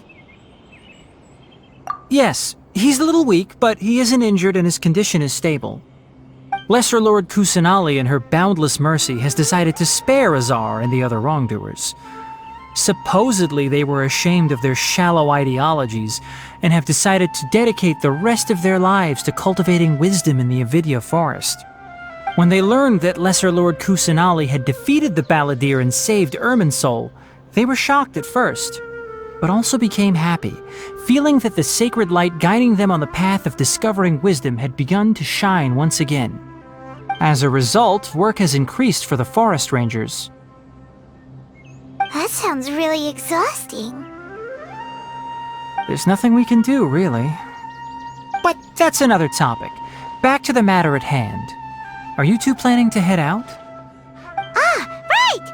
We're here to request permission to head out. Would that be okay? You've recovered well. You may go, but be careful. Yay! Will do! Anything else you'd like to ask about? Ah, yes. Thanks for remembering her. She continued her training in the forest after she recovered. As a scholar, she never slacks off. A lot has happened lately. Kale and I have been busy, but don't worry, we'll take care of ourselves. As for Sino's reinstatement, the more I think about it, the more I suspect that he just doesn't have a single clue about this feast. But this does remind me that Kale and I should find an opportunity to celebrate him as well. He has helped me a lot during this time. And you as well. Thank you. Take care. Please, find me if you need anything. Well, there won't be any problems if the feast starts at that time. Everything has already been prepared. Mr. Zubair, I finished tallying things up here. Well, except for the guests. Is a simple reply really that much to ask of our guests? It's affecting our arrangements! Oh, it'll be fine. Besides, it never hurts to get things ready in advance. was thinking the same thing. The feast will be held sooner or later, right? Hey, Nilou! Traveler, Paimon! We got your letters, and here we are! You're the best! The other guests haven't even replied yet. Huh? Are we the only ones that have arrived? Yeah, I had someone deliver letters to all of our guests. But maybe everyone is still busy with other things. Look, I get it. Sumeru is in an extremely important period of transition right now, but even if your friends are important figures, they shouldn't just ignore your request like this. Nilou is Sumeru's #1 celebrity after all. You have no idea how happy I am to talk to people with good taste. If you consider enjoying Nilou's dances having good taste, then almost everybody has good taste. Because Paimon thinks everybody will love her performance. That's right. We all think she's amazing too. Nilou is an absolute favorite among those of us who frequent the Grand Bazaar. For Outlanders, you have a great eye. Master Zubair, let's have a vote for the most outstanding audience members next time. I think these two may win. Nonsense! It is not for us to determine the value of an audience. But indeed, we could try giving gifts to people with particularly good taste. I heard there's a device in Fontaine called a camera that can record people's appearances as pictures. Such pictures would make superb gifts. Ooh, good idea. I wonder where we can find one. I don't want you giving pictures of me to everyone. I'm satisfied just being able to perform here. There's always a lot going on at the Grand Bazaar. Yeah, and that's why I love it here. Traveler and Paimon, could you help confirm if the letters were actually delivered? If for some reason they didn't receive the letters, then please tell everyone that there will be a feast here. Yeah, we can also check out how everything in Sumeru is going now. When I wrote the letters, I heard that Dia was in Port Ormos, and Al-Hайтам was at the Academia. As for Sino, we've only heard that he appears at the Academia from time to time. I'm not too sure about Rahman's whereabouts. My guess is that he's with Dia. As for Dunyarzad, I just hope she's feeling better. I sent her a letter, but I was afraid of disturbing her. If you have time, please ask about her for me. Okay, got it. Let's go, Traveler. I'll go to the Adventurers Guild later and ask Ms. Catherine if she knows how to get one of those cameras. Yes, please do. I'm sure the audience would be thrilled at the chance of receiving commemorative gifts. It could be our special surprise that we prepare for everyone. I think it's an amazing idea. Who knows? If we take more pictures, they might even become the signature souvenir of the Grand Bazaar. And Nilou will become even more famous. Ha! It won't be long till people are fighting for front row at your performances. I've heard that this camera is not just something anyone can use as they please. It must be aimed properly and subjects should pose for the best results. Oh, should we get ready then?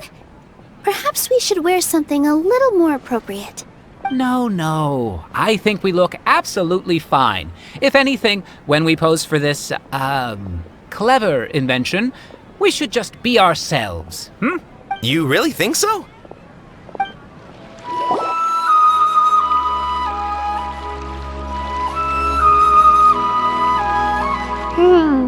We haven't seen Al-Hайтам anywhere.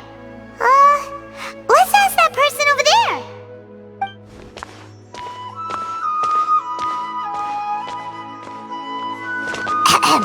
Hey there, have you seen Al-Hайтам around? Yes, it seems Scribe Al-Hайтам has gone to the House of Dana. You should be able to find him there. But you're already the second group of people I've seen looking for him today. He must be quite the busy man. Oh? Who else was looking for him? Mr. Cavey was just here asking about him. You wouldn't believe how terrible their relationship is. And now you two are here. Don't tell me everyone's here looking for gossip about the sages. No way! We're strictly here on business. Ah, I see. Sorry, I thought maybe everyone's as interested in rumors about the sages as I am.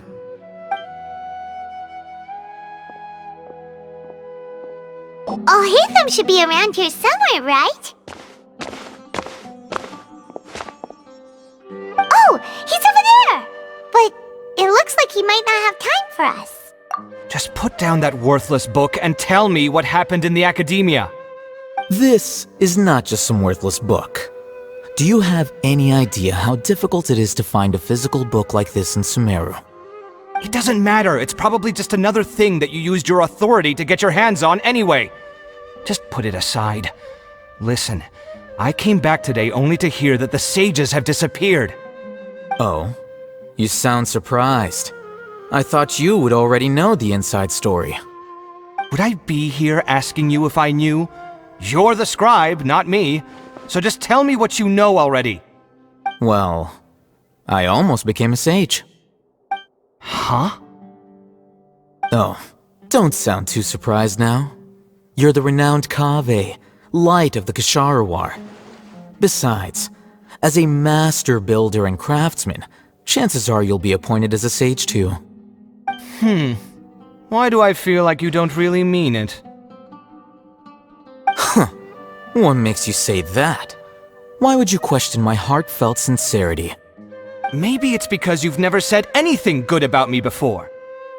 Yeah, well, I share a similar sentiment, and anyone who knows you as well as I do would surely do the same. Ah, you... See? This is why I hate discussing anything with you. Your ridiculous and arrogant attitude always gets in the way. It seems that you really can't stand my personality. Ha! What was your first clue? Well, then you might as well move out of my house. Are you threatening me? Stooping to a new low, I see. Ugh, and don't change the subject. You, a sage? What a joke. The academia might as well just close tomorrow. Are they having a fight? Forget what's going on with the academia. Haven't you been busy with your construction project? Tell me, when are you going to build yourself a mansion? Don't get me started. I get angry just thinking about it. So, what great building did our master architect work on this time? Like I need to tell you. Keep your nose out of my business. No, I think we deserve to know. Where were you when Sumeru needed you most? I was in the desert for a large project, but considering Haravatat's utter ignorance of architectural and aesthetic matters, you probably wouldn't understand. Which is truly unfortunate. I can only pity the man who doesn't understand the first thing about beauty and romance. Unlike a true... Hold on, wait a second. What do you mean by when Sumeru needed me most? Well, while you were out fiddling around in the desert, many people came together to save Sumeru from a crisis. Ha! And you think I'd believe that? Look, all you really need to know is that Azar and all his accomplices have all been overthrown. Huh? What nonsense are you talking about? It's no skin off my nose if you don't believe me. It's not like my Darshan was the one trying to apply for funding from the Grand Sage. Yours, though, on the other hand... You know what? I'll ask around. I'm sure someone knows what's going on here. You're dead if I find out you're lying to me.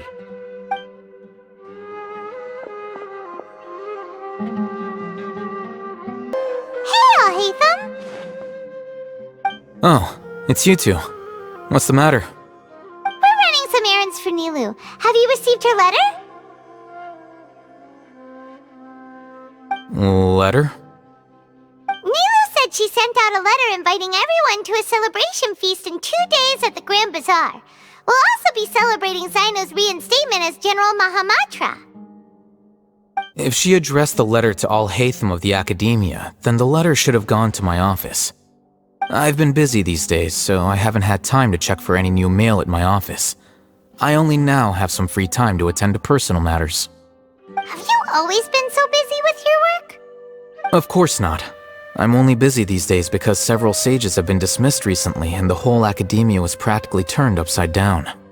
Tighnari told us they all went to train in the Avidia Forest. Apparently they will spend the rest of their lives there.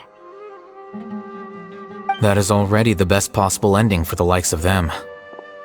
4 of the 6 great sages were possessed by their desire for power and attempted to create a new god. In order to pull it off, they even imprisoned the other 2 rational sages. To imagine such things could take place in the academia. Yeah, you're right. Huh. Feels kinda strange to hear them called that after all this time. But then again, the 6 great schools sounded pretty impressive too. Yes, at least that's how they're supposed to sound. It's said that when the academia was first founded, the Dendro Archon herself established the 6 great schools, each representing one of the 6 different types of wisdom. Numerous Darshans have sprung up and faded. Only the 6 Darshans attaching themselves to the 6 great schools have stood the test of time and obtained permanent seats in the academia. Now, the 6 Darshans are nearly synonymous with the 6 great schools, and the leaders selected for the schools are the 6 great sages. Among the 6 great sages, there is one central leader, the Grand Sage. Unfortunately, only the sages from Vahumana and Amorta remain now. They were imprisoned for opposing Azar and were only rescued after Azar's downfall. So who's managing things in the other 4 schools now? Do they need to find someone new? Yes. Normally, new sages are selected based on a strict set of criteria. Oh, didn't you just say something about becoming a sage? If they pick you, then we'd have a huge connection in Sumeru. Yes, about that. You didn't let me finish my sentence. The person in charge of personnel affairs nominated me to be the Grand Sage in place of Azar and help Lesser Lord Kusanali manage the academia. But I refused. Huh? But why? Ugh, can't you be a little more ambitious? I'm not even interested in being one of the 6 great sages. Like I said before, I don't like being a leader. Oh, all right. So are you busy these days trying to find others to take the job? That's not my job either. I'm only responsible for handling important affairs within the academia before the new sages take office. And the first thing I'll do is reject Kasharawar's application for funding. By the way, who was that other person just now? Is he your friend? Do we look like friends? Paimon doesn't know. That's why Paimon's asking. His name is Kaveh, my roommate. You could say he's the representative for Ksharawar scholars. Which is exactly why he always has so many problems. So everything that's happened recently must be a huge change for the people of Sumeru. Such is the work of the Academia Scribe. Well, anyway, no matter how busy you are, since you are our planner, remember to attend the celebration feast in 2 days. Alright, I'll see you there. The House of Dana is the last quiet place in the whole academia now. I was originally planning to stay here a little longer, but there's a chance that Kaveh might show up again. Tuh, what a nuisance. I'd better go somewhere else.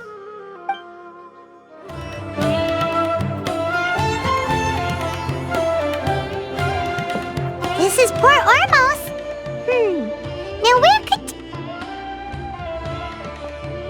Is that Paimon I hear? Huh? Oh, it's been a while. How are you doing? Dunyarzad! It's been so long since we've seen you! I'm doing well. I can go as far as saying I have never been happier in my entire life. I don't know if you've heard, but Elazar has completely disappeared, and all the patients have recovered. You kidding? Knowing them and the connections they've got, I'm sure they've heard about it. Yeah! That's right. My lady is feeling better now, so I'm accompanying her for a walk. Why do you still call me that, Dia? You've already informed my father of your resignation. I guess I'm just used to calling you my lady. Old habits die hard. Resignation? You mean you're quitting? Yeah, I might start losing my edge if I keep being a bodyguard for the Homayanis. You know that my parents and I are fond of you, and that we appreciate you very much. It wouldn't be a problem if you wish to continue to be our bodyguard.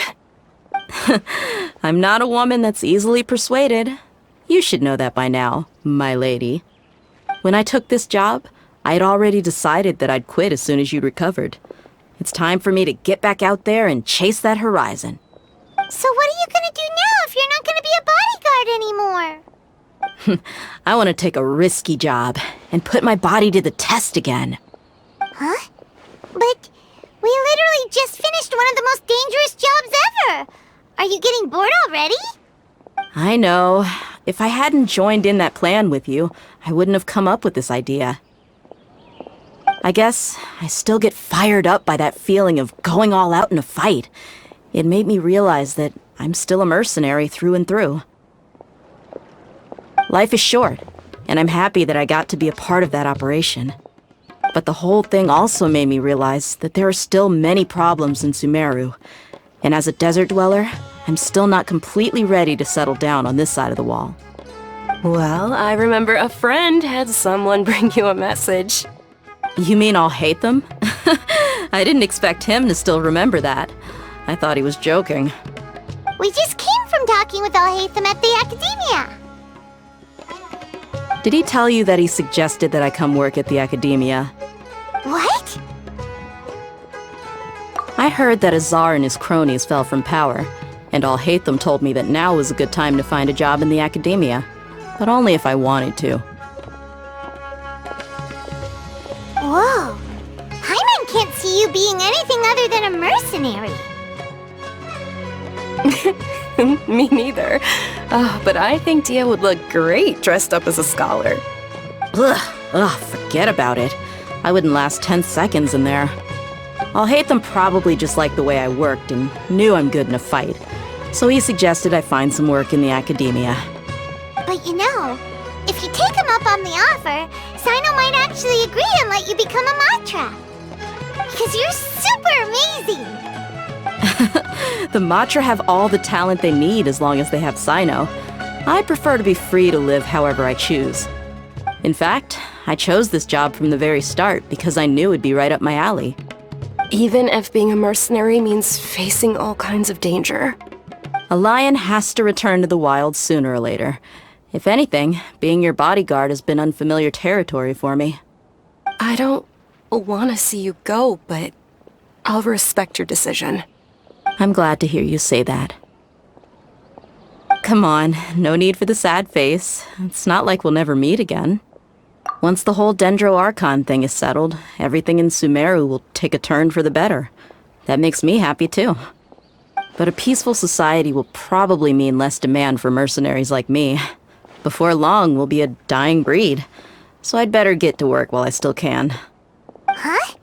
But wait a second! You make it sound like you're leaving now! Well, no, not yet at least. I promised my lady I'd stick around until next week. So, have you been in Port Ormos this entire time? We were wondering if you had received a letter from Nilou. Oh, did Nilou write to us? She heard that you were seen in Port Ormos, so she sent the letter here. Huh. It was probably sent to the inn that we're staying at. My lady has been very energetic lately, and keeps taking me on hikes, staying out even into the night. By the time we get back, the receptionist is usually off napping on the job. Right, and we tend to leave quite early in the morning, so the old man on duty is also usually dozing off. So what it really sounds like is that the person on duty is always asleep. I bet the letter's at the reception desk. I'll go check later. No wonder there wasn't a reply. You never received the letter. Good thing Nilou asked us to come and check on that. Sorry to make you two come all the way out here. It must be something important for Nilou to specifically write to us like that. Yes, she said they were preparing a victory feast in the Grand Bazaar, and will also be celebrating Sino's reinstatement as General Mahamatra. She was hoping you could come. Great! I'll be sure to attend. Count me in too. But is there some sort of dress code or anything for the feast? Can I just show up looking like this? Since it's being organized by Nilu, I don't think she'll be too picky about that. If anything, I think she wants to see us as our most natural selves. All right, then this is how I'll show up. The feast will be held in 2 days, so don't forget! Sure. Thank you so much for letting us know. We'll see you there. Oh, by the way, do you happen to know where Sino and Rahman are? The General Mahamatra always comes and goes without a trace. Normally no one knows his whereabouts. Oh. But last time we met, he mentioned that he had something to do in Aru village. You can try your luck there. As for Rahman, your guess is as good as mine. I only remember he said that he had something to discuss with Sino. You can ask Sino when you meet him. Don't mention it. You'd better get going. Alright, on to our next stop! After recovering from Elazar, everything seems so different to me. When I look at the scenery I visited before, it has a completely different feeling. Yeah. You need to be stronger than an ox to take life by the horns. I think I've heard you say something like that before. But today, I finally understand what you mean. Is there any place you'd like to go? I can accompany you. I've got time. What if I tell you that I want to go to the desert? Fine by me. If we go to the desert, I can introduce you to my friends there. But we should prepare and get everything we need before setting off. Let's go! I'll go pack my luggage now. After we're done with the feast in 2 days, we can go have fun in the desert. You can count me in. It's been a while since we last visited Aru village. Ah, there's Sino!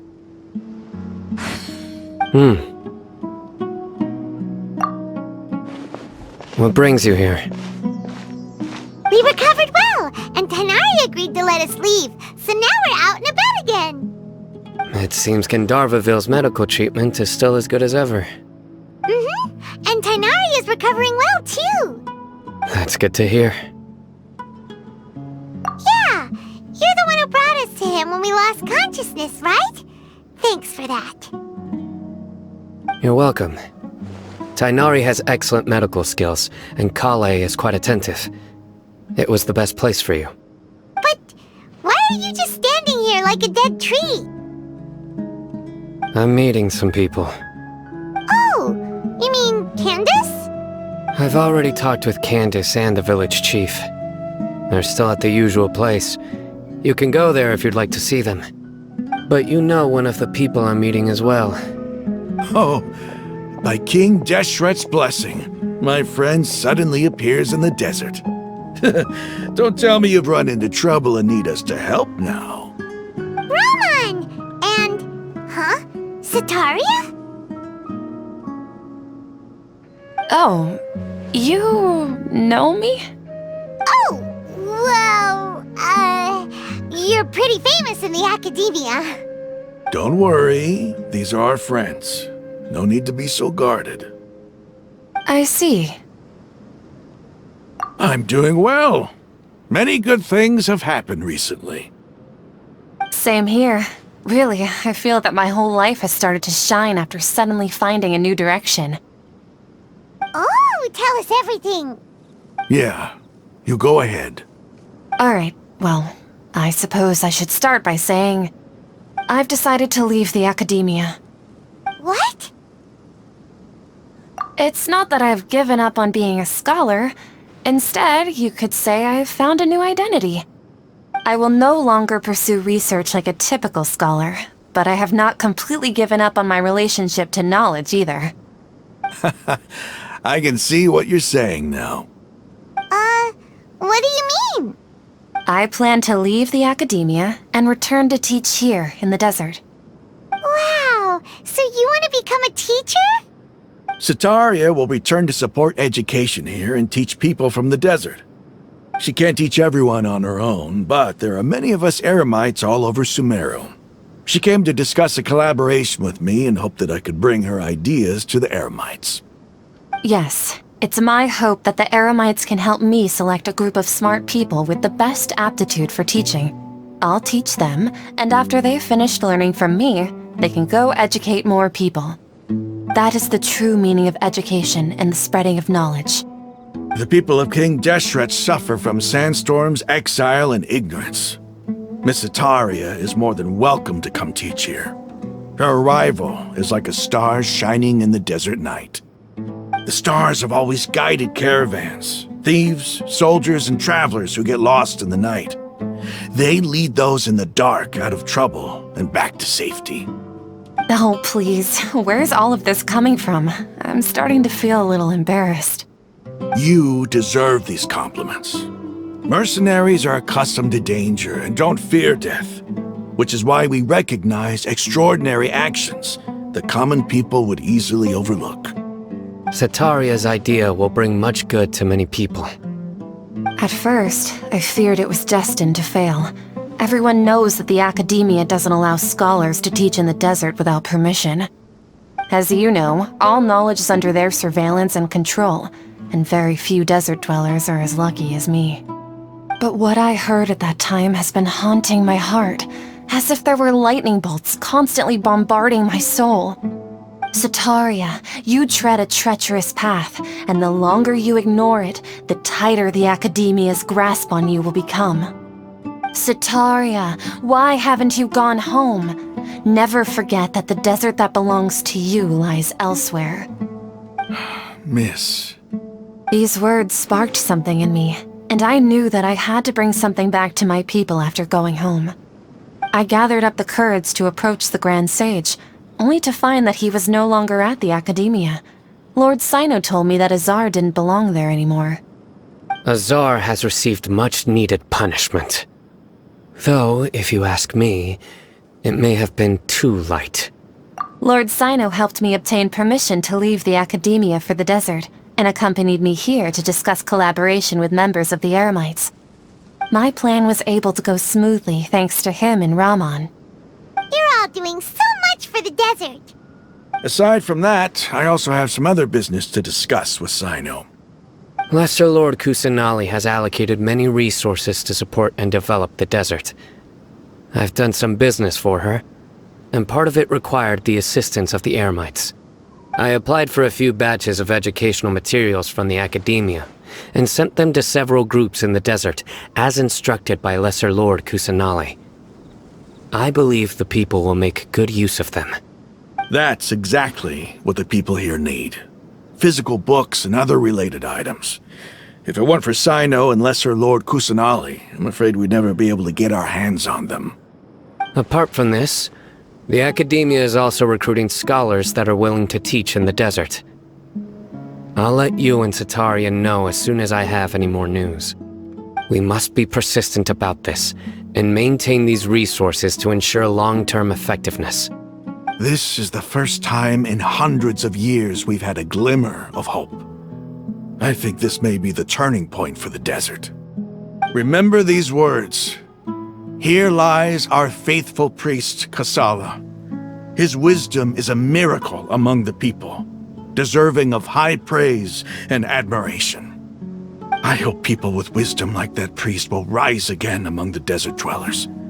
Then we'll once again see the wisdom and glory that once shook the world. Enough about us. Are you here to discuss some business too? No, not at all. We're actually here on behalf of Nilu.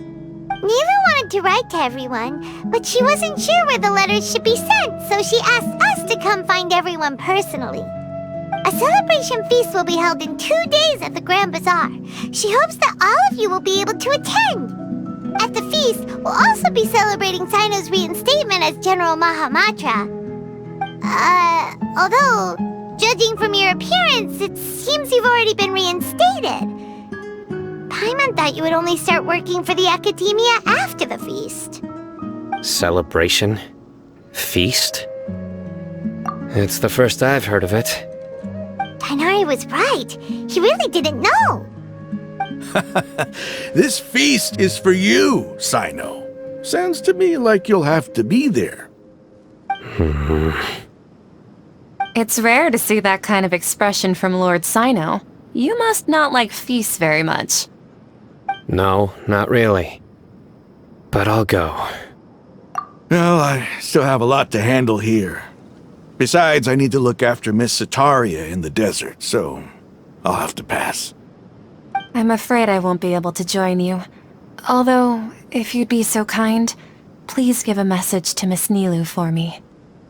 The message is, I'm sorry for how I treated you before, but now I understand the beauty of your dance. It's like a light shining in the sky.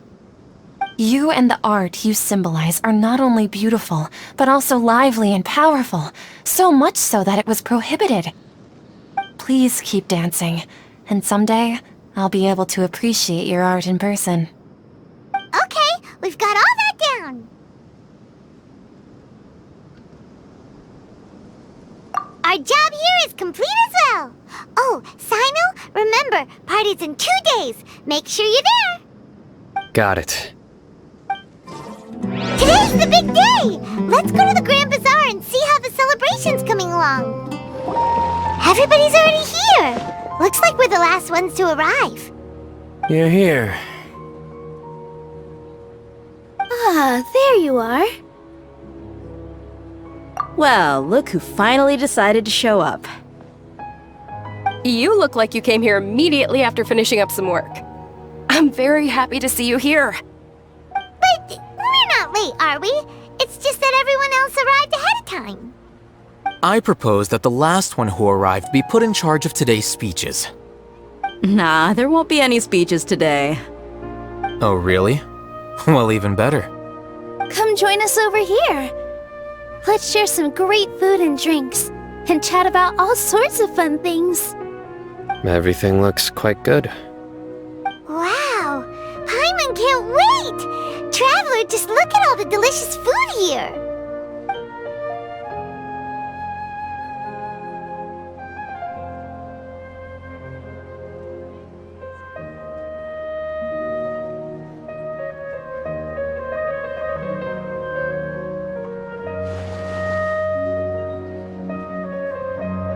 Whoa!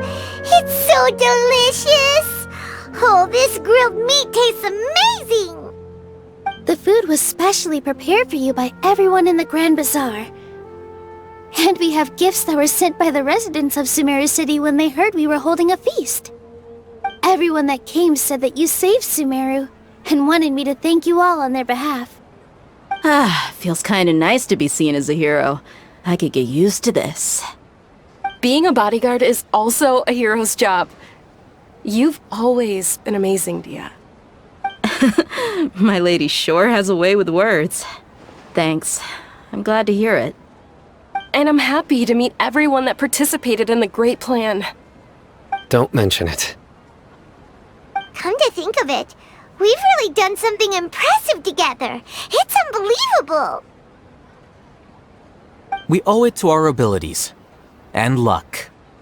Really? Why do I remember everybody thinking that luck was against us and feeling like we hardly had a chance of succeeding? That's how I remember it too. It's luck that brought us together, and it was luck that let us form a team. Then, it took even more luck for us to formulate a plan and implement it successfully. Moreover, judging from the results, everything worked out well. Yeah, everyone gave it their all when it mattered most. It was almost like a performance. We took the stage and put on our best show. Everyone played their part, and thanks to everyone's efforts, the performance was a great success. So, would you say we're good actors too?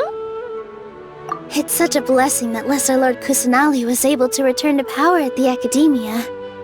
Yes! Even after being abandoned and neglected so many times, she's finally returned. Uh-huh. Lesser Lord Kusanali once used all her power in a great disaster, which resulted in her losing all her wisdom and memories of the past. The Academia basically abandoned her because of it. This should be something everybody should remember. Huh? You look surprised. I didn't say anything wrong, did I? No, everything you said is correct. That's good. Something wrong? Yeah, what's with that face? You knew all of this already. Even if those two giants of the academia are here, I still have to say it. Those sages really have some nerve. 500 years ago, Lesser Lord Kusanali used all her power for the people of Sumeru, and what did they do in return?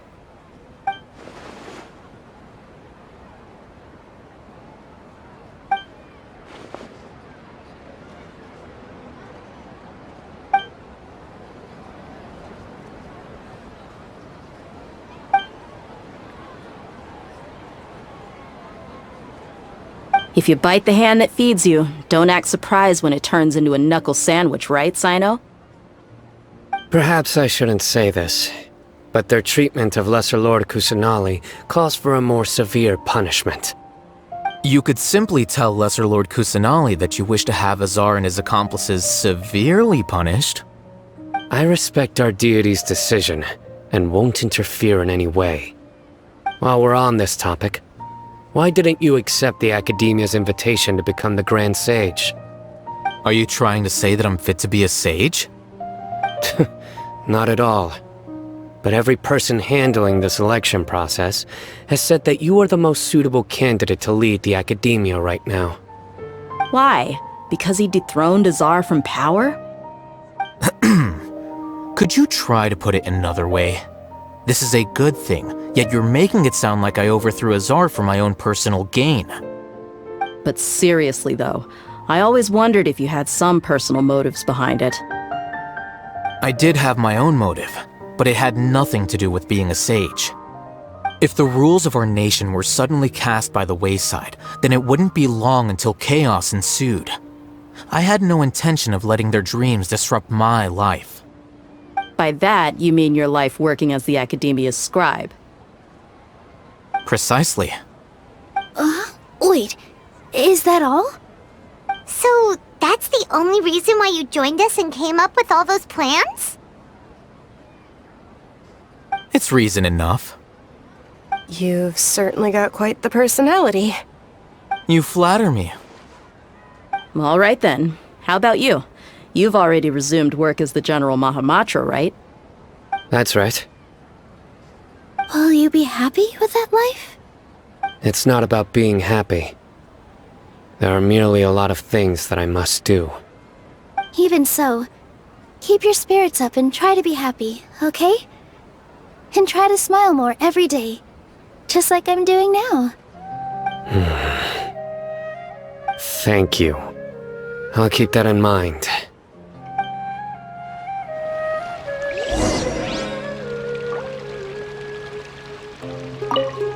I seldom participate in such lively gatherings, but the atmosphere here is quite good. No, this gathering today has a unique meaning. The Grand Bazaar is lively because the people here feel happiness from the bottom of their hearts, unlike the farces at the Academia. That happiness is an emotion that'll be forever alien to those bookworms who have driven themselves insane by studying. I seem to have taken both keys when I left the house. Oh well.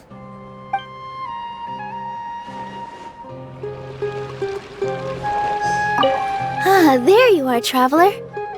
Well, how is it? Are you enjoying the feast today? If there's anything you're unhappy with, just let me know. Oh, that's good. It's the first time I've ever invited so many exceptional people to one place. I was a little nervous myself. You see, every guest here is quite extraordinary. It's unbelievable that we've got everyone together here. Almost like a fairy tale. Make sure you live it up tonight. I'll be happy as long as you're enjoying yourselves. I'm honored to have her think of me this way. If I have a chance in the future, I would really like to invite her to one of my performances. I can't explain why, but I just feel elated right now. Thank you.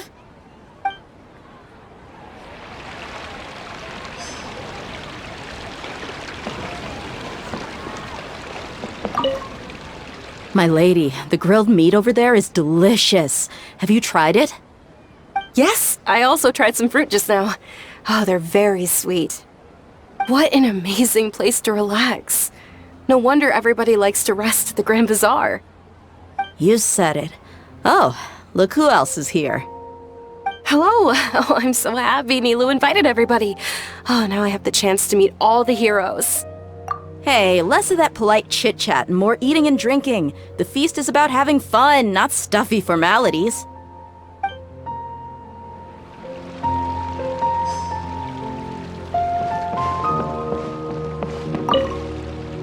The atmosphere here is good. And everything is delicious. Yeah. I don't often come to such places. But it feels quite good. I have a lot to handle these days. Otherwise, I could show you around. There's always next time. We're friends after all. This feast is pretty good. I like it.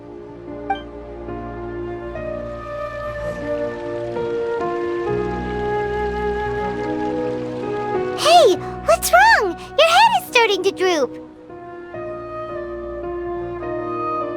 Hey, you can't just fall asleep here. Paimon will go find something delicious for you to eat. You'll wake up once you've put something yummy in your tummy. Of course, just wait here for Paimon.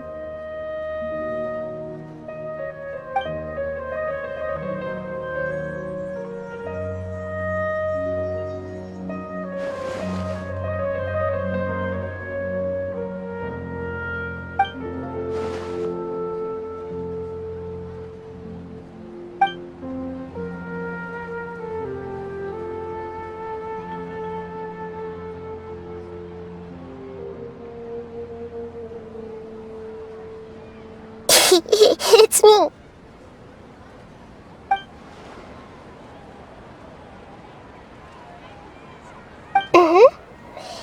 You may blame me for being a bit too self-indulgent.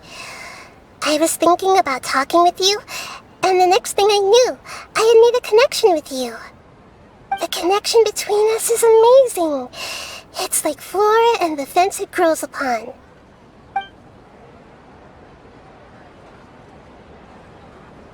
I heard there's an amazing celebration feast today at the Grand Bazaar. I wanted to have a look for myself, so I snuck in. Lately, I've been so busy dealing with all the fallout from recent events, so I really haven't had any free time. Although you've already helped me with a lot, there's still one more thing I hope you can help me with.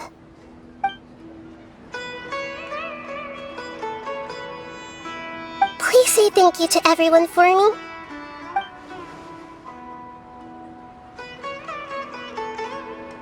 Oh, is it not convenient for you to do that for me?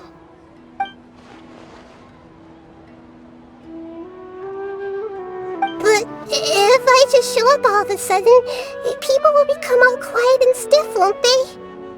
What if I end up scaring them and ruining this wonderful feast? That'd be the last thing I want.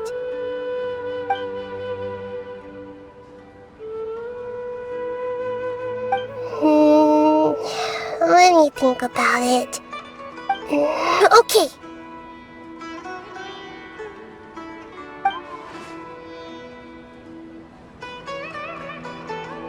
Yes, I have.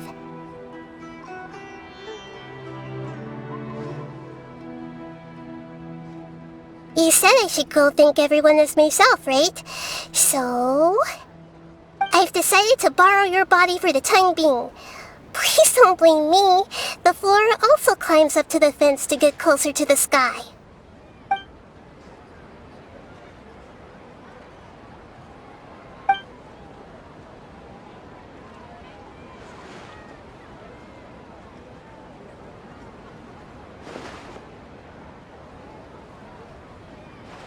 Everyone! Are you awake now? Paimon was just about to bring you the food. It's me. Huh? That voice. Nahida? Hold up. What's going on? I didn't expect to have a conversation with the consciousness of Lesser Lord Kusanali in the Grand Bazaar. Interesting. Is this also a part of the feast? No, of course not. Are you Lesser Lord Kusanali? Hello, Nilu. You know who I am? Yes, I already know every one of you. Nilu, Al-Hайтам, Sino, Dia, Paimon, and Dunyarzad.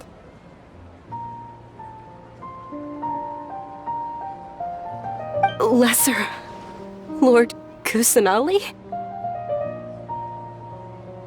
I took the liberty of occupying the traveler's body so that I could thank all of you in person. Thank you so much for rescuing me, even if that meant placing your own safety in peril and taking the risk of becoming enemies with the academia, the sages, the doctor, the balladeer, and even the entirety of Sumeru. Without you, without any of you, I would have been in a much more difficult situation. Had you not helped me to resolve the crisis, not only I, but Sumeru and even the entirety of Tevat would have suffered great misfortune. People refer to you as the heroes who managed to rescue a god. I'm quite fond of this name. It not only explains your identities, but also bears witness to your relationship with me. Please, allow me to present to you my most sincere gratitude.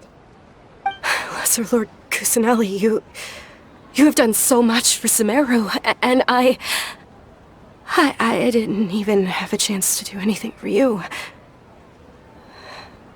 You don't have to do this.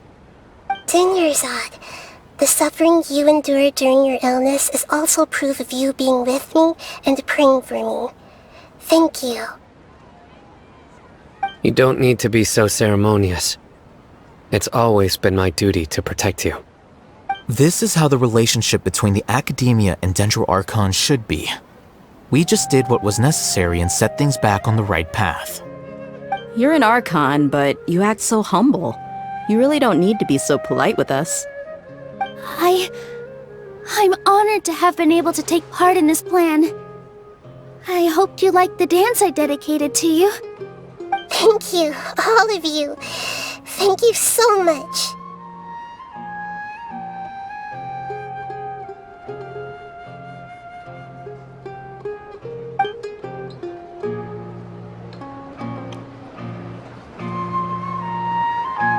Yeah.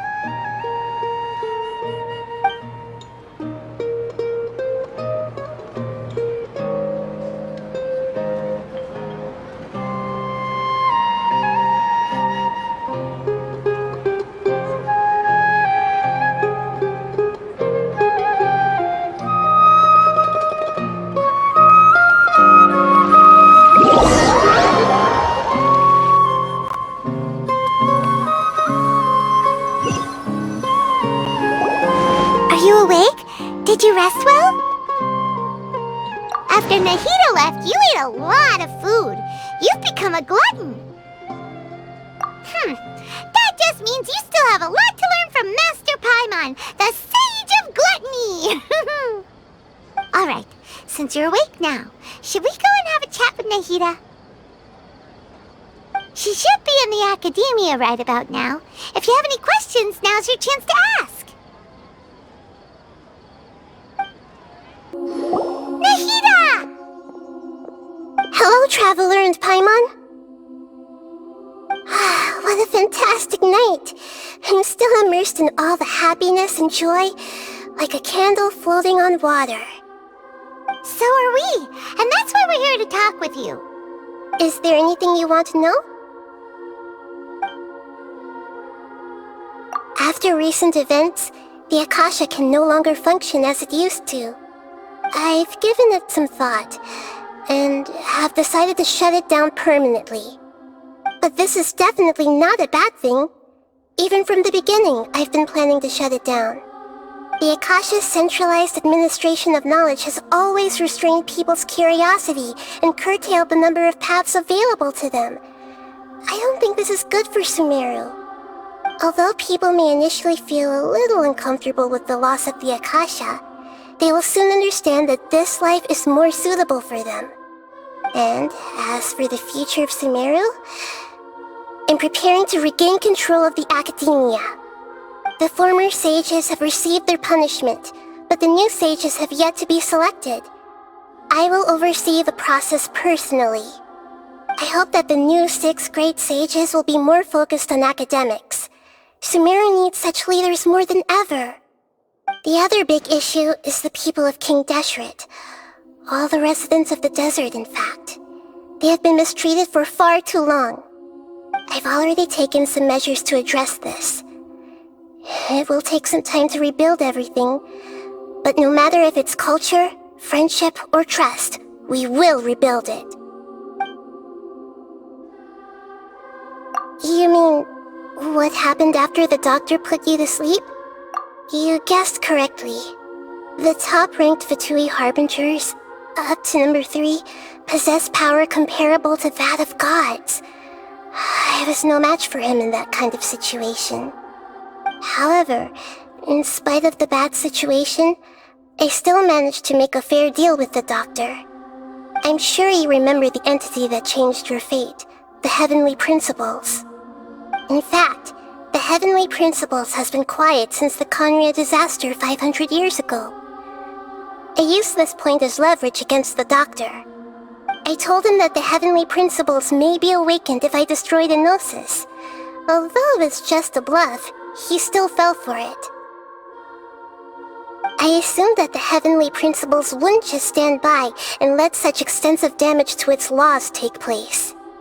And as for what I exchanged for the Gnosis, the exchange served as both punishment for the doctor as well as a boon of new knowledge that I couldn't refuse as the God of Wisdom.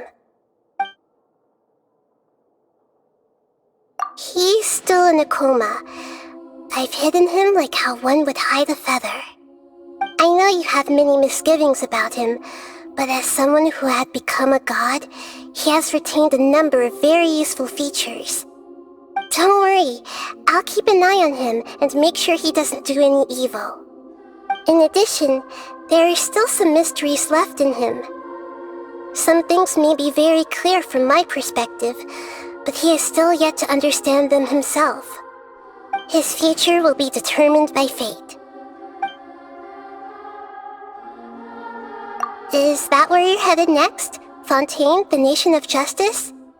As far as I know, that nation operates in a judicial system. Does their Archon personally judge people? No, there's a Chief Justice in Fontaine. Generally speaking, the Hydra Archon, Focalor, won't preside over individual trials. However, even then, Focalor will still make herself present at just about every trial. It seems that she just likes to immerse herself in that sort of atmosphere. As Archon, she still reserves the right to influence the final verdict. Anyway, let's just say she's got, a very unique personality. Are you sure? Isn't there something else you haven't asked about yet? Huh? You mean... About your sister. While you were resting at Gandharvaville, I took some time to perform an Irminsul search for information on your sister. Yeah! Isn't Irminsul a repository for all the information and memories of Tevat? So there shouldn't be anything on him or his sister. This is true in your case. Irminsul indeed does not have any information on you. However, there must be something different about your sister, because as it turns out, the world has recorded information on her after all. What? There is only one possible explanation. She belongs to this world.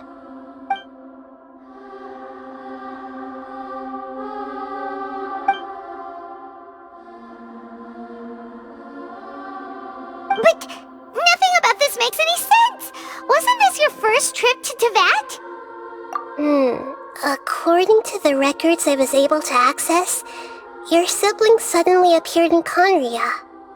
After the Conria disaster, she began her journey through the 7 nations of Teyvat. But just as her journey was about to reach its conclusion, the Irminsul records on her suddenly become fuzzy. What do you mean, fuzzy? Did something happen to her? All I know for sure is that somebody, for reasons only they can know, is deliberately obfuscating her fate.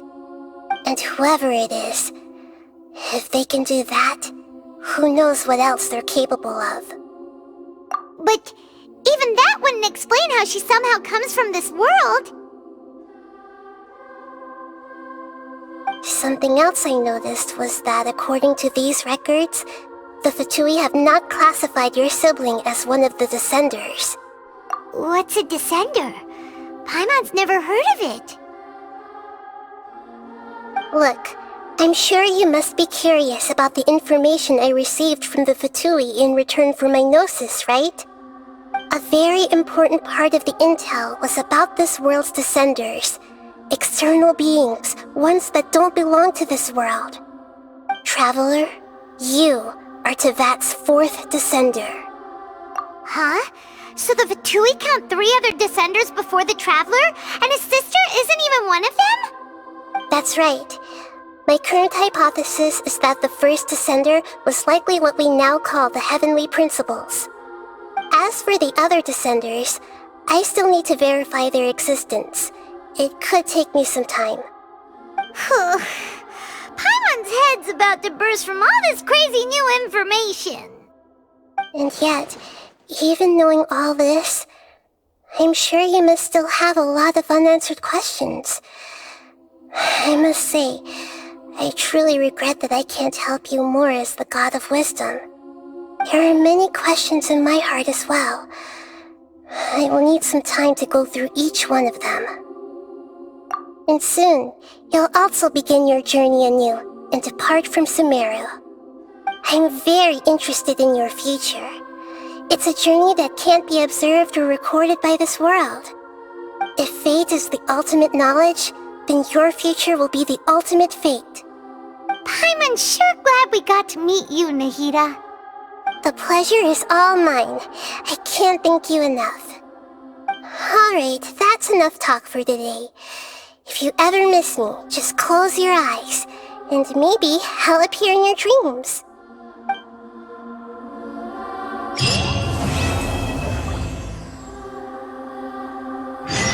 You must have a whole bunch of questions after our last conversation with Nahida.